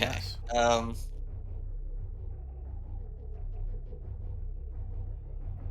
I will head. My token's locked. Oh, my bad. Let me take care of that. I will start heading this direction. 5, 10, 15, 20. Get next to this guy. And I will ready a dart if I see it come within 20 feet of me. Okay. And I will call it a gale. Get back here! And... oh, how many key points do I have left? Only 2. I'm gonna chill on my bonus action. All right. Was that any particular action there? Or was it ready to throw the ready dart? to dart in case in case the bird comes within 20 feet of me. Right, correct. Okay, Gil, and did you have a clarifying question there? Yeah, sorry about that. You said that there was a spectral form that made a light? Like, So when you opened the lid of the chest, you know how the lid is sort of concave, so there's extra space once you lift it up that would be, think of it almost as like this, the lid of the chest created a little stage. And in this stage, you saw the spectral figure move forward, reach out, touch an obelisk that is also in spectral form. That spectral obelisk then sprung a spectral light. The spectral humanoid put a empty or unlit torch to the light of that obelisk. It seemed to light the torch with this same light that comes from the obelisk. And you saw that and then noticed the bracelet in the chest below. So it's kind of like a puppet show, like a tiny thing inside the lid. Okay. Yeah, absolutely, yeah. So it's lit though, right? There's light? It is for a moment as you see this sort of image occur, but once this series of events ends, you notice the spectral figures wink out of sight. Very good. I'm going to grab a bracelet, please. All right, you grab the bracelet. So right now, again, in your hand, you have a torch and then a free hand. So you reach down, grab the bracelet. You have it. I got it. My eyes get big and I decide, well, I fly 5, 10, 15, 20, 25, 30. How far can I fly more? 60 maybe? feet. 35, 40, 45, 50, 55, 60. I have found bracelet. Look. And obviously that whole time you stayed out of the acid, right? You crossed the bridge. Oh, yeah, yes. Perfect. Okay, yep, so you get to there. I will... I'm not going to... Should I put the bracelet on? No, I already did that. The free action to take the bracelet. So then I'm going to... Can I put the bracelet in my pocket and draw my sword? Not both. You could interact with object to draw your sword. Still be hold. I guess you haven't used your action yet, have you? You move. So yes, you could do both with an action and interact. Okay, yeah, I'll do that. I'm gonna stay. I'm at where I had to reach. So I'm like at 3 feet in the air. So I didn't go any higher. And I'll just draw my no. Can I put my shield on? Not draw my sword. Okay, so you have a torch in hand and then a bracelet in hand. So interact with object to put the bracelet away, and then using your action to don your shield. Yes. Okay, so you're holding on a torch and a shield? Sure, that'll work. Yeah, torch and shield. If I can drop the torch, I would, but I don't think I can. You can always drop if you wish. I'll drop it. You drop it, and you notice that as the torch hits the ground, the light goes out. We have another one because Josephine is so very smart. Someone has to be. Okay, Leroy's turn.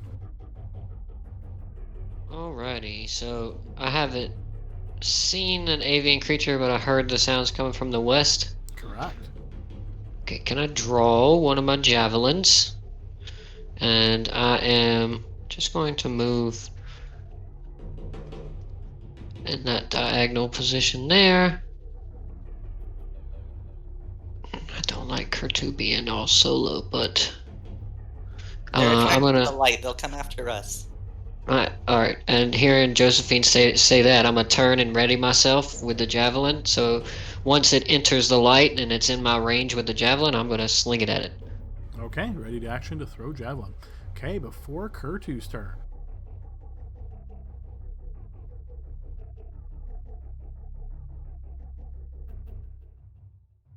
Okay, you do indeed notice and hear the sound of the wings flapping first as this large avian creature starts diving towards Josephine.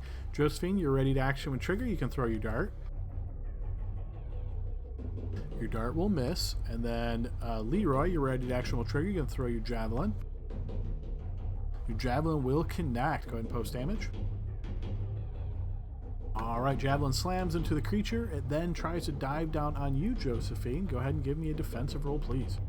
Okay, this attack manages to connect. So as it does, you're going to get hit for 19 piercing damage plus the dive of 14 for a total of 33 points of damage. Alright, and then you notice the creature, as you've grown accustomed to, swoops back up into the air into the safety of the darkness as we move to Kertu's turn. Let's just go. I found bracelet. We should just go. Maybe a magic bracelet. Yeah, but we still have to get out of here. So that's not the exit, right? No doors or nothing? No, but the magic wall door. That's it. All right, not knowing exactly what we're gonna do, I'm gonna move down. That was my CSL. Sorry. I'm gonna move down to here, and then I'm going to ready an action. If I see an enemy, I am gonna go ahead and shoot it at him with my trusty cantrip.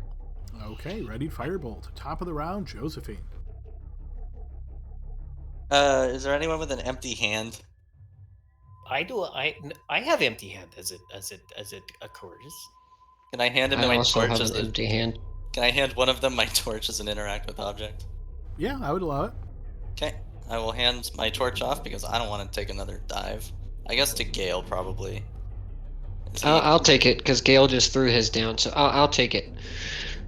All right, so I'm Okay. taking the light off of Josephine, It's coming after you next. and we're adding the light to Leroy.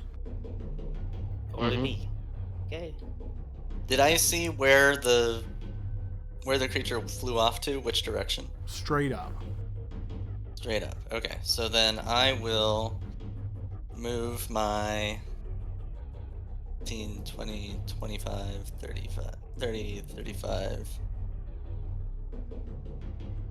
I won't block the bridge, so I will go here, 40, and then I will use my action to attempt... This is dim light down here? It is, yeah. I will use my action to attempt to hide. Okay, sure. Go ahead and give me a blind check.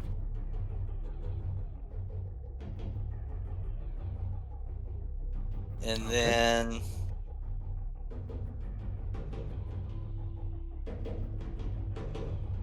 Yeah, I'd better. I'm gonna spend a key point to do patient defense as well. Okay. Or a bonus action. So that's that. Okay, we move to Gale's turn. Leroy, doesn't it not attack us if we do not have light? It does. I don't say because I'm trying to hide. I will.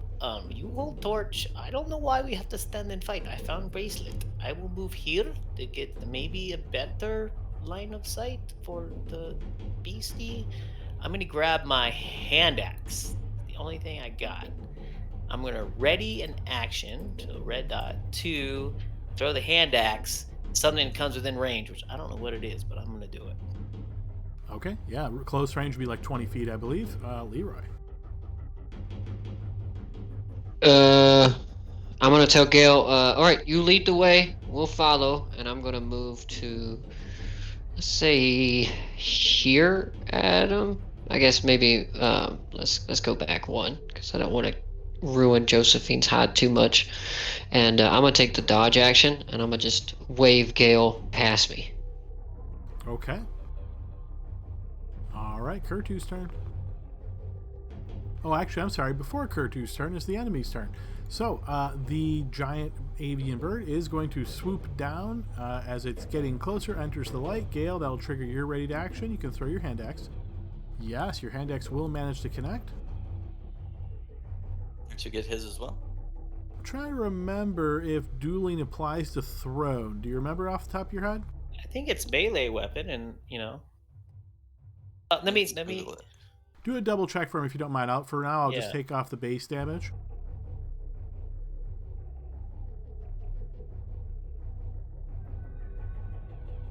Okay, swooping down, and as it gets in the light, Kurtu, you would be able to spot it as well, so you can take your ready to action.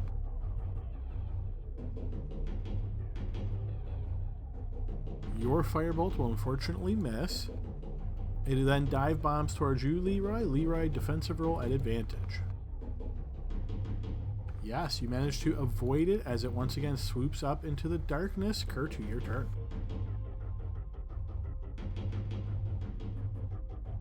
So it says whenever you're wielding a melee weapon in hand and no other coarse weapons, you gain +2 bonus to the damage rolls. It has to be a melee weapon, is what it says. Right, and when you throw it, it's no longer in your hand. I mean, I give it to you. Yeah, because I was thinking it was going to say something like on a melee attack, but it doesn't say that. A hand axe is a melee weapon. So Yeah, yeah, I was thinking- I'd say give it to you.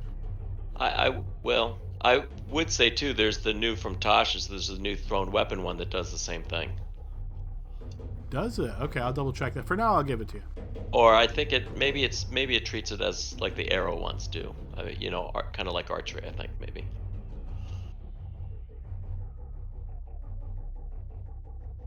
Yeah, so that one allows you to throw a number of attacks up to your number of attacks you make, as opposed to having to interact with the object to draw one each time. And then it also gives you the +2 damage from melee weapon fighting. So I think it is supposed to apply to dueling, just you wouldn't benefit from the other part of it. It allows you to throw multiple times. I'll take it. It's good for us, right? All right, and yeah, I guess we are at Josephine's turn. Why do I feel like we skipped Kurtu's turn? Did I miss Kurtu's turn? You did. I did the same thing, ready in action. Oh, okay, my bad, I missed that part. Okay, ready to action, Josephine's turn. All right. Hearing that the plan was to retreat with the item, I will go 5, 10, 15, 20. And I guess that's as much as I can move without breaking stealth, right? Half your speed, if yep. Yeah, okay. So... got one more dart. Do we think there's one more bird? No, I don't think there's only one more bird. No. I try not to talk to someone who's trying to hide. I'm just gonna take the dodge action. I think Kurtu's shot is probably sufficient here. Okay. Okay, Gale's turn. Okay, then I will go this way too. 5, 10, 15, 12, to stop right there next to my friend. And I will also then now take this readied action to attack with a hand axe. I have 3 left.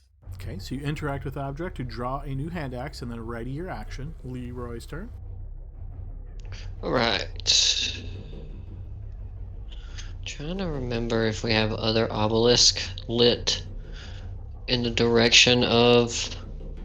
I don't know, so I'm just going to move and verify as we get closer. So I'm going to move here, and I know Josephine's trying to hide, but I'm going to dash. Oof. I know she's on the bridge, so I know I have to squeeze by her, right? Yeah. So what if I just go... I'm just going to go there. I don't go all of those. I just go there. Okay. With my dash. And we should be good. I'm just going to say, let's go. Run, guys. Okay, so before Kurtu's turn, the bird will indeed make its way down and try to dive bomb onto you, Leroy. Kurtu, you ready in action? Go ahead and make your attack. Your firebolt will miss once again. The attack then comes down on you. So you said you dash, so this will be a straight-up attack on you, Leroy. So, do I get a reaction? Because it resets at my turn, right? Yeah, oh, I'm sorry. You ready to throw a hand axe? Yes, Yeah, you can do the yeah. same. That? Oh my goodness. 2 repose? No. All right, the hand axe will connect. All right, sails through the air, slashing into the creature's massive wings. All right, and then defensive roll. Okay, so Leroy, you will get struck by this. So that'll be 14 piercing damage, and it is a grievous wound. So as a reminder with our new house rules here, if you wish to use a reaction at this point and a hero point, you can turn that into a non-grievous wound. Yeah, let's do that. A reaction and a hero point. That sounds great. All right, so And reaction then, burned, and then post a hero point, and then it's just 14 damage, no grievous wound. And then on top of that, you also take the dive attack damage, so another 6, or a total of 20 points of damage. Yes, this is a melee weapon attack. You can reduce it thanks to your feet. It swoops back up into the air. It's just minus 17. And it is Kurtu's turn. Still living. I'm alive still. All right, I'm going to do the same thing, Adam. I'm going to move this time, but I am going to go ahead and ready in action. All right. Okay, top of the round, Josephine's turn. And obviously, Josephine, you know for sure you're not hidden any longer as you're within bright light. Got it. So I will go 5, 10, 15, 20, 25. Can I still see the bridge because of this? If you can see it on your map, you can see it. I can see it. Okay, so 5, 10, 15, 20, 25, 30. 35, 40, and I know the others can't go as far as me without dashing, so I will stay here and ready. I will ready the last dart if I see the creature come within 20 feet of me. Okay, the last dart is readied. Okay, Gale. Okay, I feel like I need to have the thing attack me.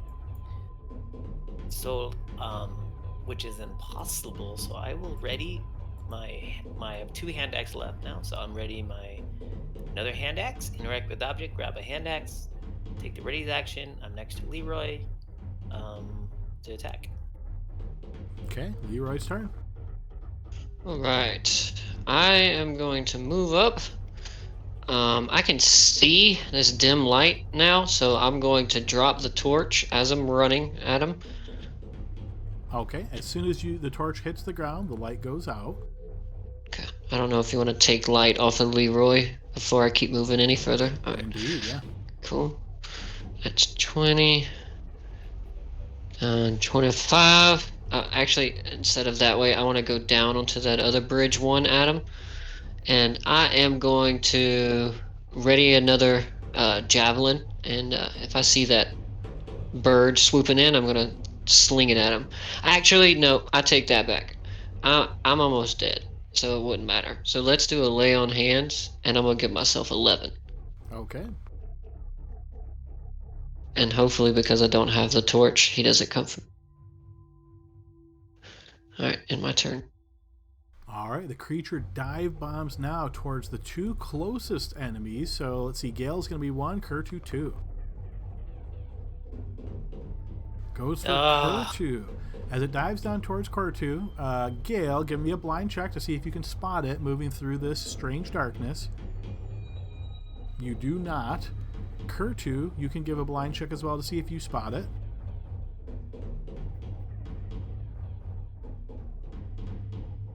You also do not see it. So as it flies down towards you, Kurtu, striking out at you, give me a defensive roll at disadvantage. Nice. So as it swings down, you notice that it attacks from a very far range as its beak seems to stretch abnormally long, but you notice it at the last moment and evade it. Kurtu, your turn. Alright, I'm gonna keep coming down.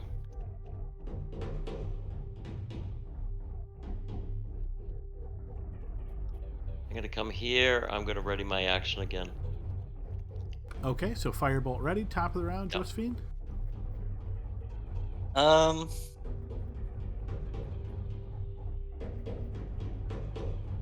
Okay.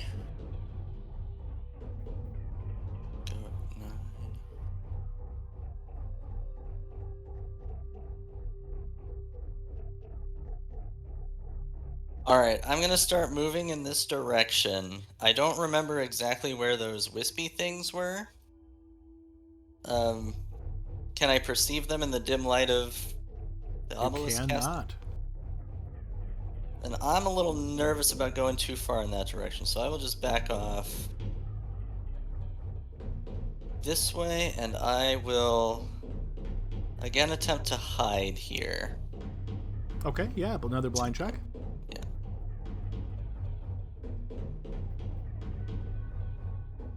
Okay, you attempt to hide. Now we move to Gale's turn.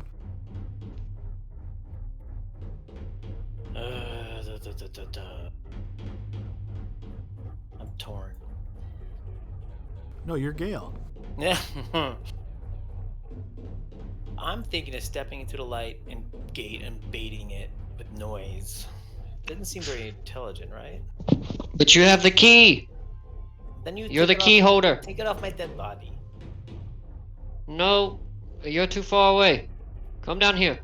No, If that's you're gonna right. die over here. You can see in the darkness and hear us with noise. So if you guys aren't going stealthy and slight, but none of you did yet, except for Josephine, he's going to attack you guys and you're going to die. I'm gonna step right here. No, I'm gonna stay right there, Adam. I'm ready to action to throw a hand axe at it, and I'm gonna say, "Over here, here," in the light. Okay. Leroy's turn. Okay. I'm not going to wait. I'm going to move in and say, okay, well, if you're Oh. going to be dumb, I'm going to be dumb with you. Bring the key, or none of us are getting out of here. And I'm going to ready another javelin at him. Okay. So, before Kurtu's turn, the creature dives down towards Gale now, who has just made the noise. Gale, blind check to see if you spot it.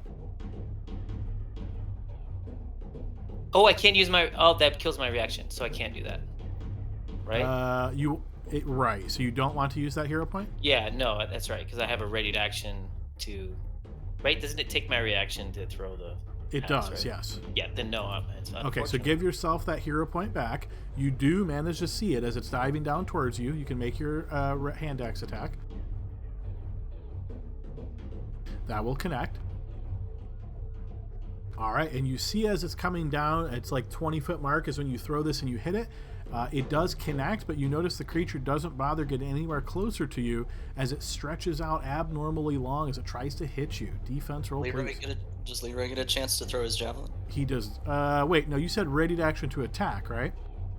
Javelin, yeah, but I'm actually going to ixnay on that, Adam. But can I see the... Can I take a... Yeah, I forgot you were trying to do that. So give me a blind check. We'll see if you spot it. Yeah, because I want to use my reaction to try to interception if he does get hit. But I'm going to use my inspiration on this blind check at him. Okay. Yes, you do notice him. Okay, cool. I'm going to ready my shield as it dive bombs into Gale and see if maybe I can, if it does hit him, avert some of the damage. I don't recall exactly how it's worded, but I can tell you again, this creature's attacking from a far distance away. Yeah, it's just a creature I can see making an attack here. I'll post it. It has to be a parallel ally, yeah, that'll work. But a creature I can see. Yeah, you can certainly see it. Adam, I had a ready to action. I don't know what direction the bird's coming from. Would there be a chance I may There's see it? literally no chance for you to see it at this distance. Yeah. Fair enough. Yep. Okay, so with all that resolved, hopefully that was everything. Gale, that's the attack on you. Defensive roll, please. And it's not my turn, so there is no hero point on this. You could use a hero point, but it costs a reaction, which you've already used to make your attack. Ooh. Okay, so this is going to hit you pretty hard. So first you take the bite damage, 10. Then you take the dive damage of 10. And then, in addition to that, you take the strike from shadow damage of 11. So that's 31. I'm sorry, 10, 21, 31. And then Leroy reduces 10, so 21 damage to Gale.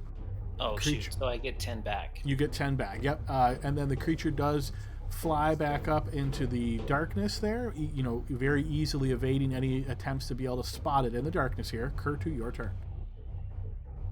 We should try to move sneakily and not to make noise. All right, I'm going to come over here, Adam. I'm going to move two.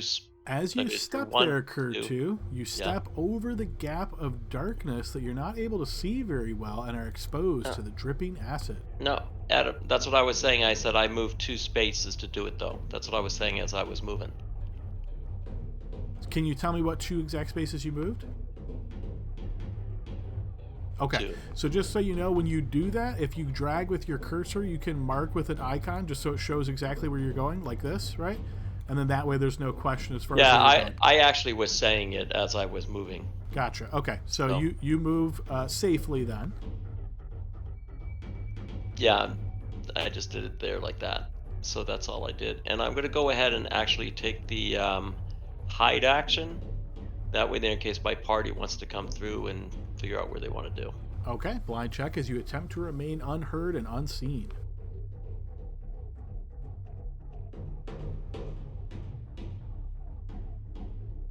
Okay, you attempt to do so.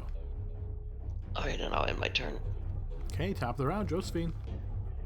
I'm gonna come 1, 2, 3. My stealth is still applying, I think. Whatever you rolled before, yes. Whatever I rolled before. So then I have a feeling we're gonna short rest after this. So I'm gonna spend my last key point on patient defense for my bonus action, and then I will ready my last dart. I still have it, in case I see the creature come within 20 feet of me. Okay. I'm trying to kill this as they're running. Okay, top of the round, Gale. Or I'm sorry, not top of the round, but next, Gale. Okay, so now I try to sneak past Leroy, but I have to make some type of dexterity move, and that's not good. You can still fly, I think. Oh, that is right. I'm flying. Caw! Metagaming bird. Yeah, no. Well, so then I will. Don't forget those acids will just fly right over my head. Yep. Alright, 10 feet in the air, and then 5, 10, 15, 20, 25, 30. So is that like 40 then, Adam? 10 up and 40. Yeah, that works for me. Yep. And then on there, I will.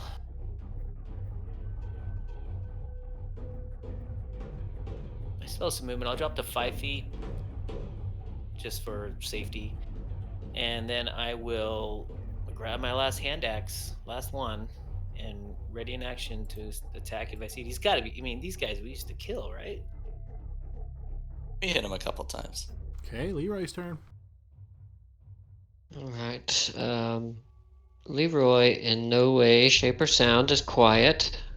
So he's not going to try to blow his friend's cover too much. He's going to move back, and he's going to cast Sanctuary on himself using a bonus action. And since he's been throwing javelins, he's got a free hand. So he is going to use one of those free hands to drink one of those healing potions that we had remixed with the concoction. I've got 2 of them, so that brings me down to 1. All right, yeah, make sure you give yourself a +2 to that. Alrighty.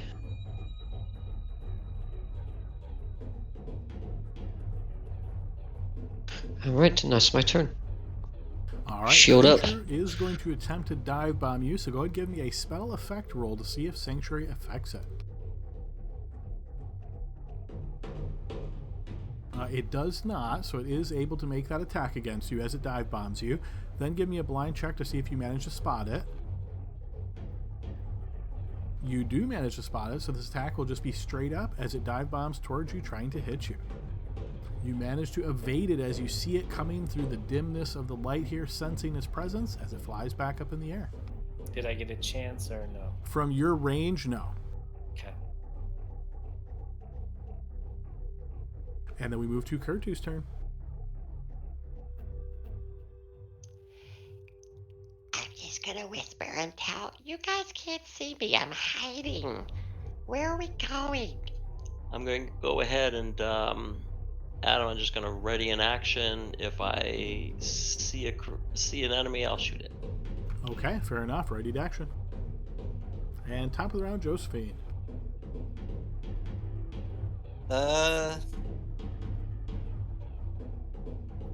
So I will back off to where I was before. Still trying to stealth, and then I will ready the action for the dart if I see it come within my range. Okay.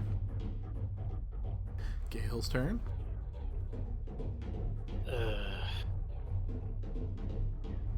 Well, bonus action, second win.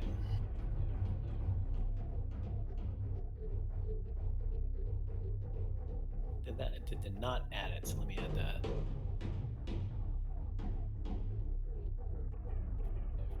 Okay, bonus action, second win. Flying. He's gotta be.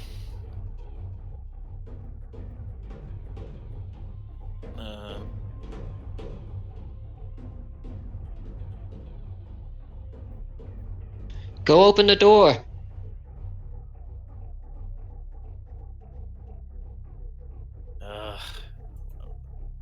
You will die. 5, 10. Whatever. I keep dodging it. Stupid bird does the same attack.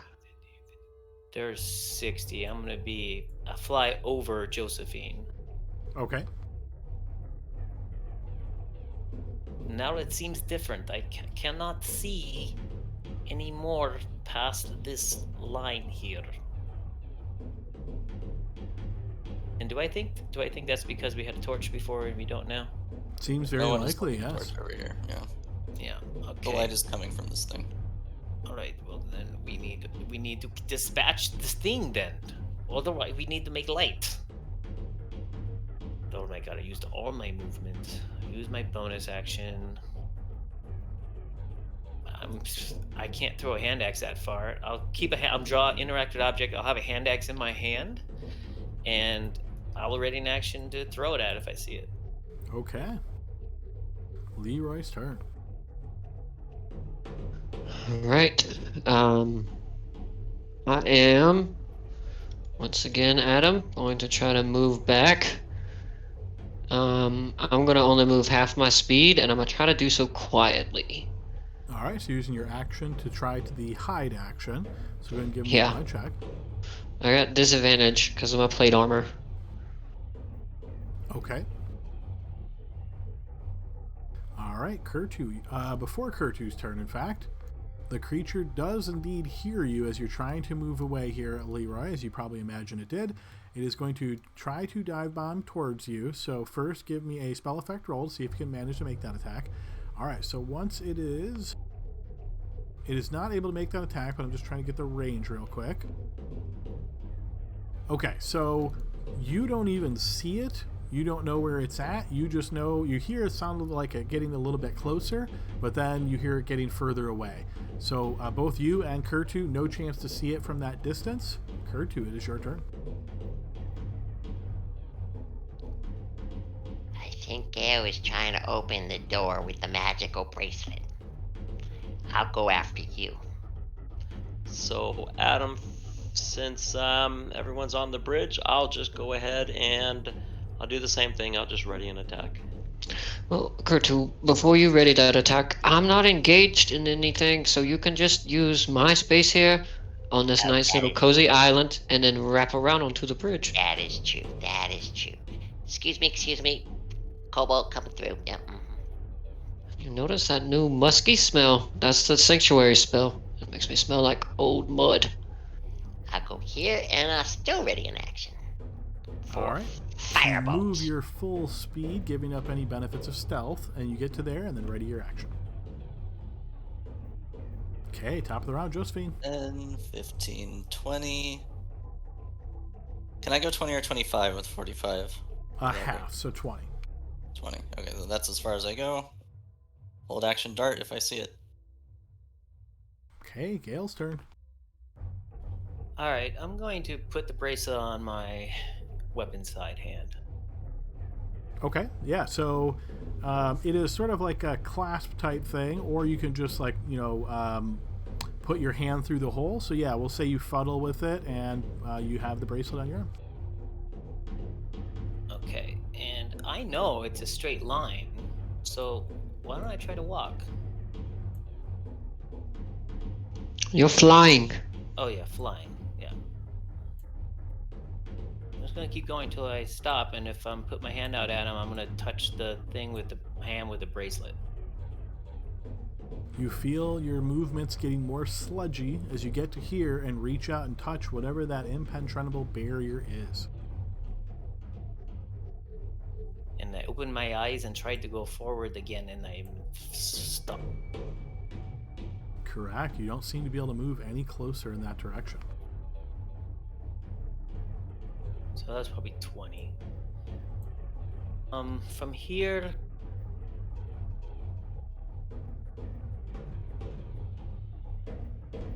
I guess technically I move half my 60, so I'll take an action to hide. All right. Trying to hide fly. Okay, I like it. Line check, please. All right, you do what you can to try to remain quiet while you're in the air. Okay, Leroy's turn.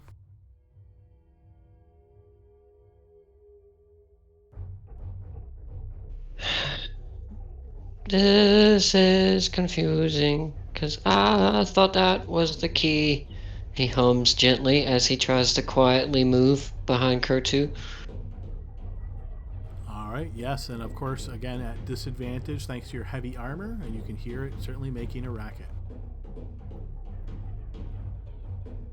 Alright, so if you only moved half your speed, then you still have the benefit, or you did a new check, right? Okay, so before Kurtu's turn, the creature is going to continue coming after you, having easily heard you there, Leroy, as it tries to attack you. So first of all, spell effect roll. It does defeat that, so it can make an attack against you. Blind check, you do not see it this time. And Kurtu ready to action too. Yes, Kurtu, it is close enough now that you can give a blind check to see if you manage to spot it. You also don't manage to spot it, so it's attacking Leroy now at advantage, so disadvantage on your defense roll. Alright, as it dives down trying to hit you, you manage to evade the strike. And we move to Kurtu's turn.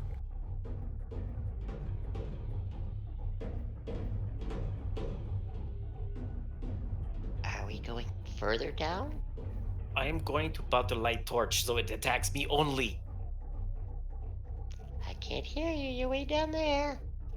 I'm trying to hide. I'm going to go over there. I'm going to go quietly at him. So I only moved 3, and I'll ready in action. Same.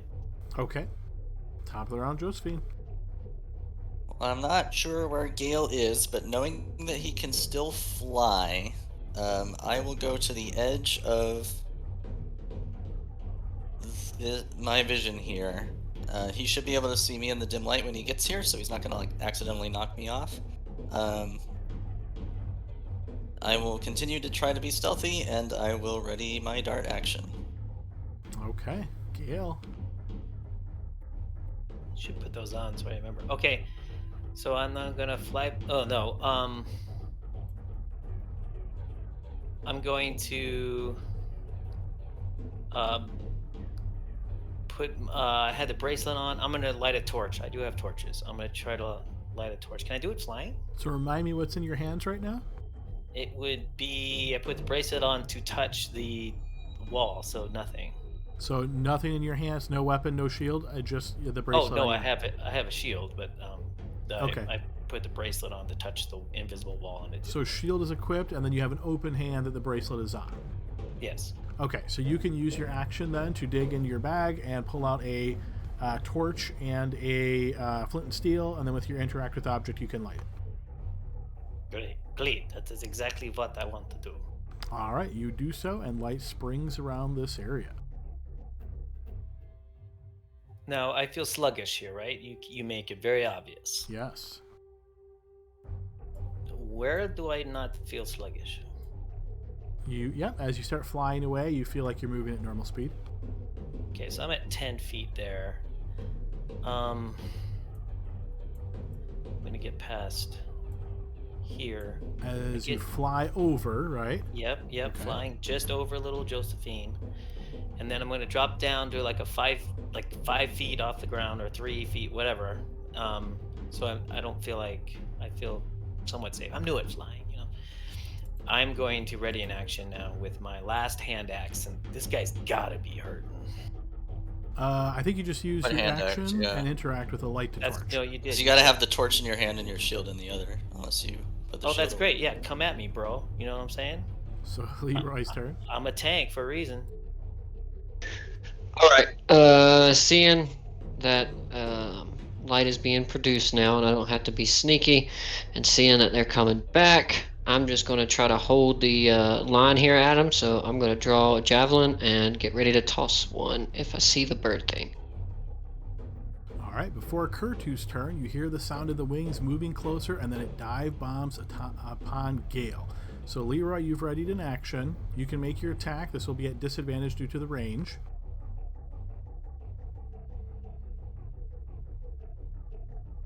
That will manage to connect. Go ahead and post damage. All right, yeah, so with that trained javelin strike, you guys notice that as it starts dive bombing, it starts getting in that light, the javelin flies through the air, hits into the bird, and that is a death blow as it continues falling down into the darkness. Haha. Couldn't eat that one. I'm sorry, Kurtu. Should have waited till I got over the bridge. But that's What? okay. Tried. I'm sorry. I understand. Guys, let's get back to more like secure land. This bridge is freaking me out, and we need to look at the items that we have found and try to figure out what they are.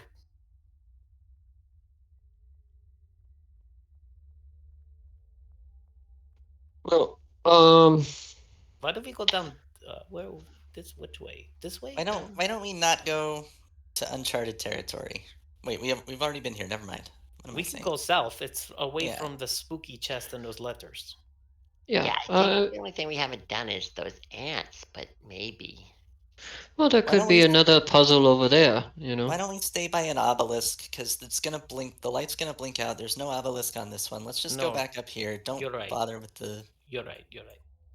So we go back this one. Yeah. Here's obelisk. It's still it.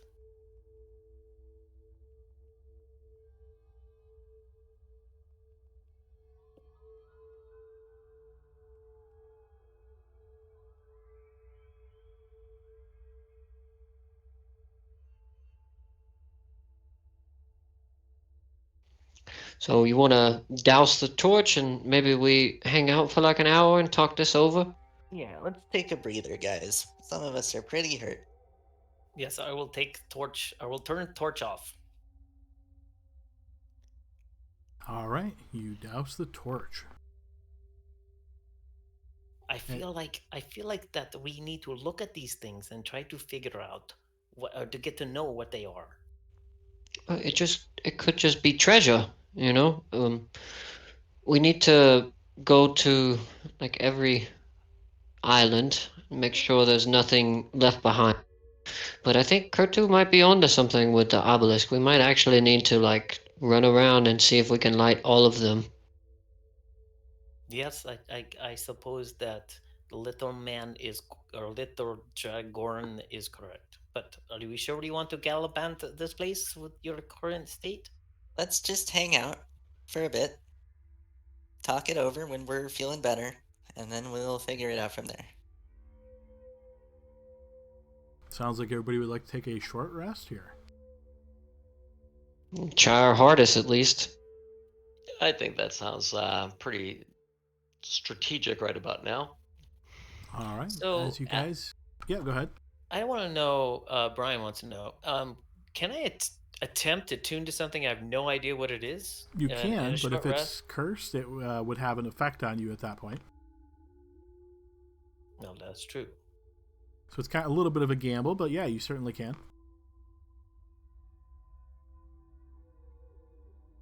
It does look it has lots of skulls. You've seen bracelets. It has skulls on them. Now, who has skulls? Have you seen our hats? They have skulls on them. Okay, I don't know. But we should definitely. You guys want a short rest? Yeah, I spent all my key. 10 HP. Yeah, I'm like at half health, so it'd be good for me. All right, so you guys try to do what you can here, just being quiet, maybe sit down, relax, keep your eyes peeled. You do hear the sounds of the ants off in the distance. They have this sort of odd chittering sound that you can start to make out over this period of an hour as you're being fairly quiet and listening. You do not hear the sounds of any beating wings or the avian cries anymore. You do make out some kind of strange sound that's faint, and it's hard to even locate where it's coming from. It sounds like it's almost echoing in this area. During this time, however, you do notice that all of the wedges or the tiles to your north seem to reset during this period of time. All of the lights also will go out. I am assuming that the one that you're next to right now, you guys are just going to turn back on, so I will leave that one on, but the rest of them do turn out. And you have completed a short rest. I'll apply that momentarily.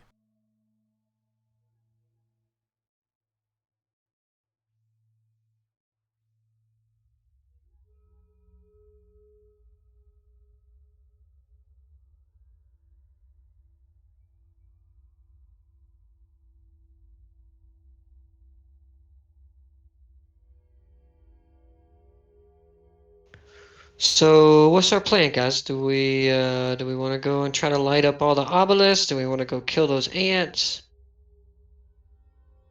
I think Kurtun may be correct with the light thing. Maybe. Was the bracelet the only thing you found in that chest up there? Well, there was a strange little man. He was kind of like a puppet man. It was clearly possibly an illusion, but I just grabbed the bracelet and ran for it. What do you mean illusion? What did it do? It sort of appeared inside the chest top, and it had another obelisk. It lit up, and he took his torch and lit the torch to the obelisk. Do you think we need to light the torch with these obelisk lights? That would be an excellent idea. Maybe that's all we need to do to get past the barrier. Bring the purple light. Yeah, because that's what it was like an aberration, like maybe a portent.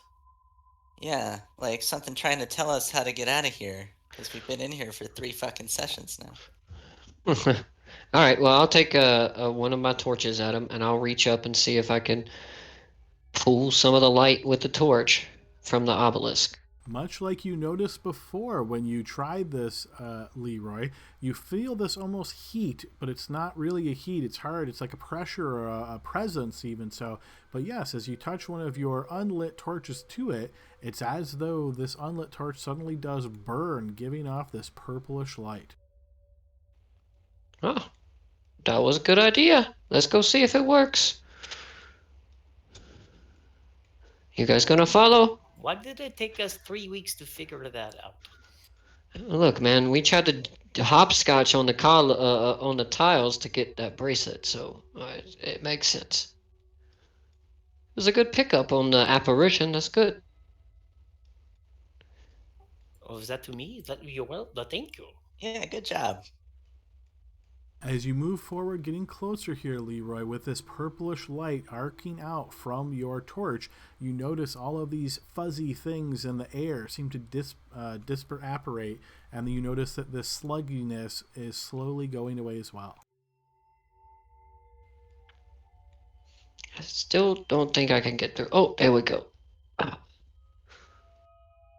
Nice. That was, well, that was what we were trying to do, wasn't it? So that must mean the bracelet must be worth some money or something. Teamwork makes the dream work. You know, my grandpa used to say that, but he died in an explosion. In a minefield? Oh, yep, I told you guys about that, huh? And I thought charts was dangerous. I don't think I can go any further. Oh, maybe I can. Careful. Can I produce a torch and take some of his fire as well? Can we like tap them together and ignite them? Would you like to try to do that?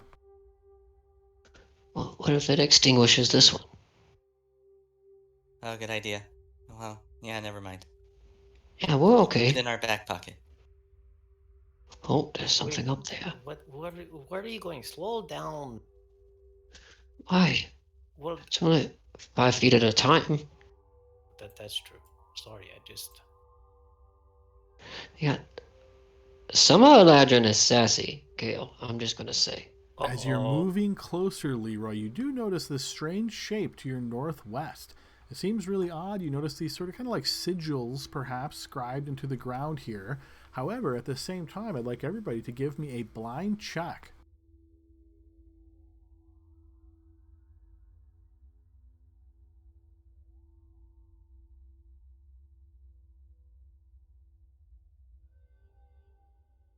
All of you, except for Josephine, find yourself surprised as suddenly a large form is moving through the dim light towards you.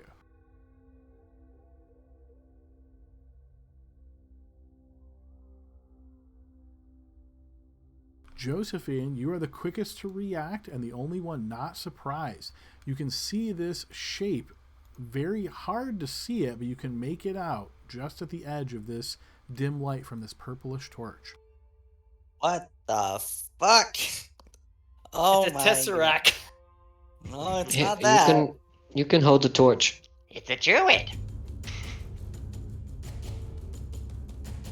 And let me make sure I got the tokens unlocked. Oh my God.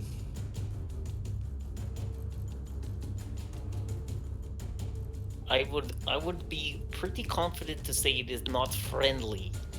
Well, remember, you are. I think that's a fair, easy assumption, but you are surprised. So at this point, you're like, "What the fuck's going on?" Oh yeah, sorry. Don't move. It can't see us if we don't move. And then I'm gonna snatch the torch out of Leroy's hand. I'm assuming he's surprised. Leroy, did you try to resist this in any way? No, because I'm probably arguing with Gale. Okay, so you take, and this is a special torch. Just give me 1 sec to set it up. Oh my god, I thought that just did it. Darkness. Oh, bad move. Well, now it really can't see us unless we don't move.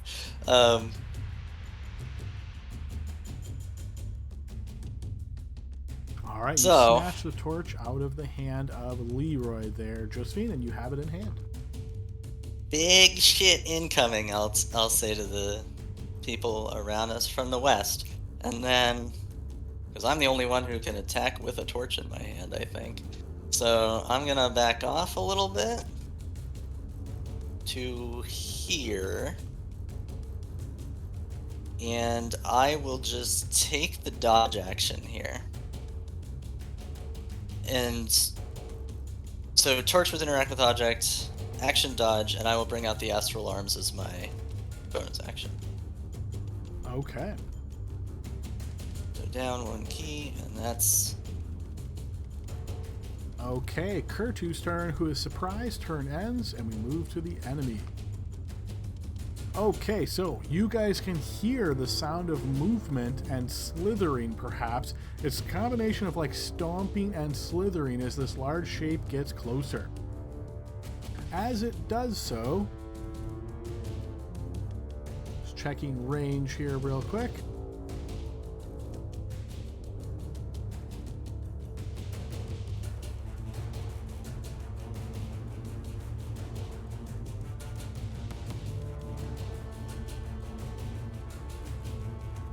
Okay, it's going to move to here, and then it's going to strike out at you, Leroy. As you notice, this large shape just seems to move, elongating, similar to what you saw with the avian creatures, as it attempts to snap upon you. You are in this dim light, so I'll need you to give me a blind check to see if you spot it as it's coming towards you. Well, I was surprised. So does that give me disadvantage and stuff on all of this, Adam, or how does that work? It does not. Nope. You might be able to see it even still, and you do manage to see it. It is a fairly large creature, so between hearing it and spotting part of it, you do manage to spot it. As it attempts to attack you, I will need a defensive roll, please. All right. It manages to snap its jaws upon you, and as it does, you're going to suffer 27 points of piercing damage, finding yourself grappled, and in addition, as it strikes from the shadows, you're going to suffer an additional 11 points of damage for a total of 38 points of damage, and you are now considered grappled. Let me do my toggle condition. Okay, Gale is surprised. Turn ends. Leroy is surprised. Turn ends. Move to the top of the round with Josephine. he's pretty surprised in that thing's mouth. I would agree, yes. Ah! Surprising situation we find ourselves in. So I'm gonna start going 5, 10, 15, 20, 25, 30, 35, 40. I don't want to go too much farther because I need my friends to follow me. So I'm gonna start making attacks against this thing. Sure. I have the torch in my hand, so it's the same damage between this. So I'll just use the Astral Fist. First one connects, as does the second. I will attempt to throw a stunning strike on the first one. Okay, yeah, go ahead and I think we got that set up where you can... We did. Okay, yep. That's not gonna work. It will not. And that is not a bonus action. So, I'm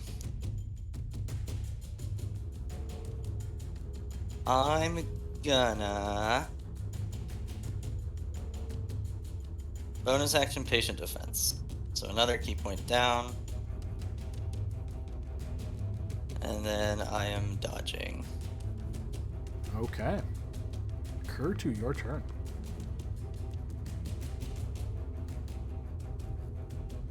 All right, Adam, I'm gonna go ahead and use my my Fey Touched Bless ability in just a second. The reason why I say that is it doesn't take a spell slot. Okay, as a reminder, I think you can only cast a spell on people you can see. Right, So- that's why I say it in a moment.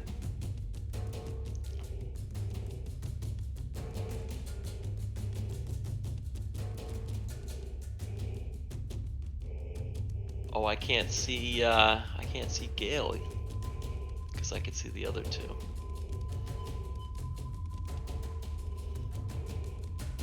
Okay, I'm gonna go ahead and I'll actually hold off on that then. I'm gonna say I can't see you, Gale.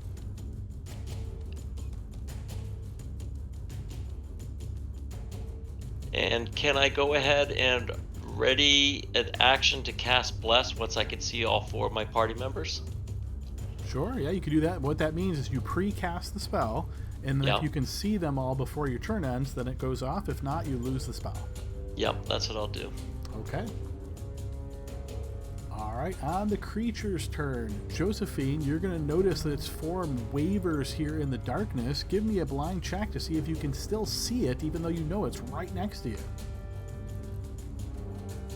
Check.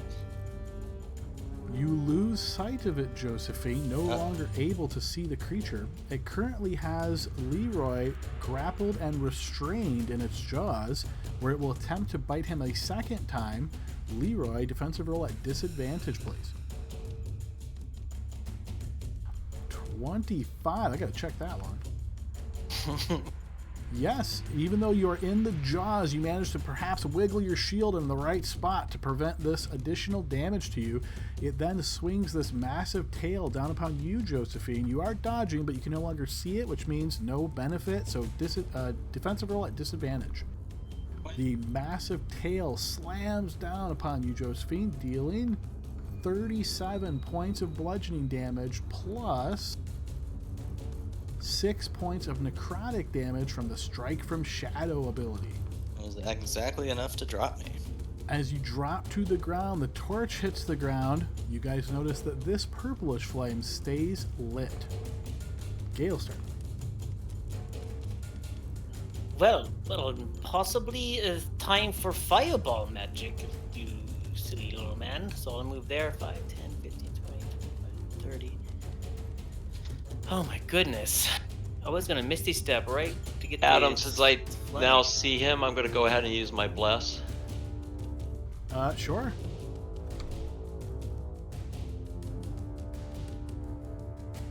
Let me click bless on my sheet.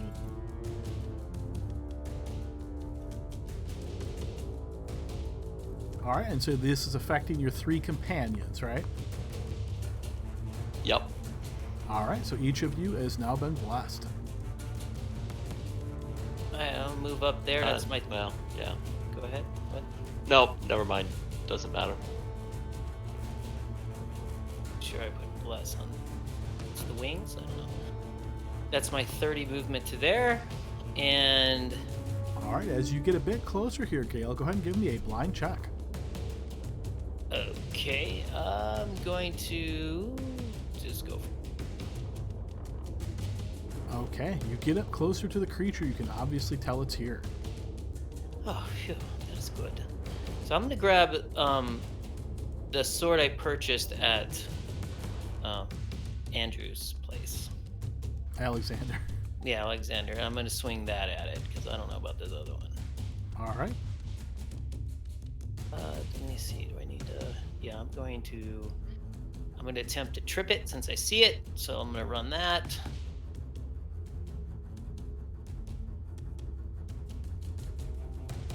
All right, so your attack will connect. It is not tripped. It will take the additional trip damage, though. Yep. Okay, second attack. Oh, right, that's large or smaller. So, yeah, you notice it's immune to trip. You can obviously spend it for the extra damage dice if you wish.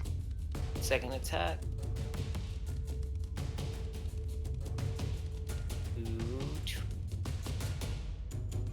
Oh, good. That will also hit.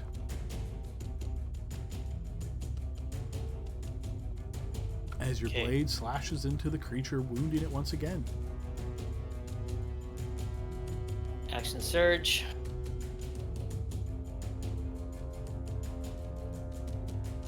Doing it all. Ooh. That will hit. Wounding the creature again. I'm just gonna go again. I'm doing hero points and trip again. Last one. Saved all of his hero points to the very end. That's smart. Yeah.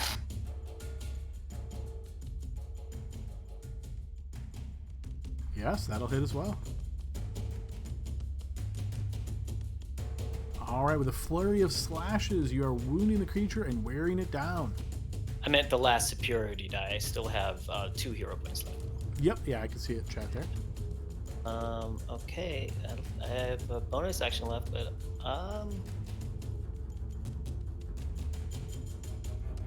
gotta stay there. I'm a freaking fighter. Okay, Leroy, you find yourself grappled and restrained as you are currently in this creature's jaws. What would you like to do? I would like to try to use a hero point and break from the grapple. All right, feel free to go ahead and throw a hero point and then an athletics check to see if you can break free.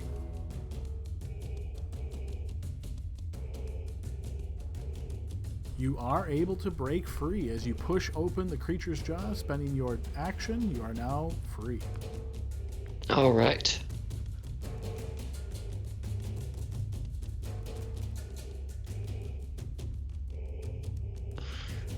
All right. I'm gonna move here. Bonus action. Sanctuary on Gale. It's Okay. 15, 20, 25. Back here, and in my turn. Okay, top of the round, 2 GM. Or actually, you hit 0 exactly, right, Josephine? Exactly. Okay, so no check or anything. You're not making saves, so we just moved to Kurtu's turn.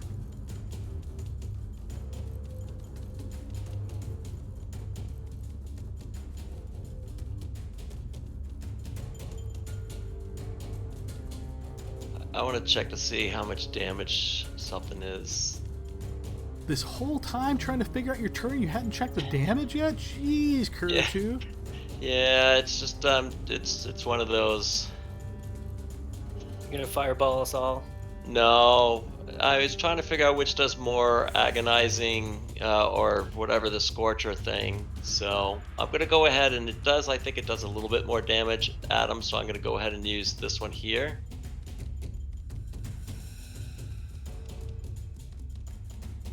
At a level 3. Whoops, I didn't mean to GM that only. All right, so you conjure up a line of fire that stretches that way. Go ahead and throw me a spell effect roll.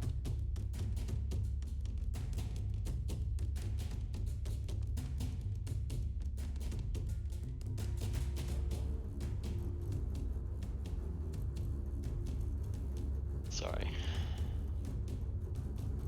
All right, so that is 20 spell effect roll, and that is Dex. So yes, that will hit as the line of fire stretches out, striking into the creature as you've upcast it and wounds him. All right. I'm also going to go ahead and use. I'm going to use sorcery points to use quicken spell, Okay.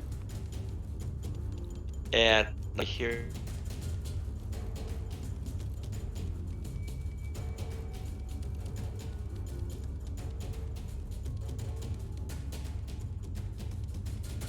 All right, yeah, feel free to set yourself back to public, but that will indeed hit. Go ahead and post damage.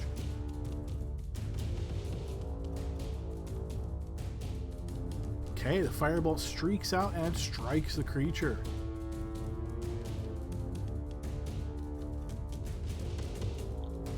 Sorry, I couldn't hear you there, Adam. The firebolt streaks out, hits the creature, and wounds it. All right, and then I'm going to go ahead and I'm going to move.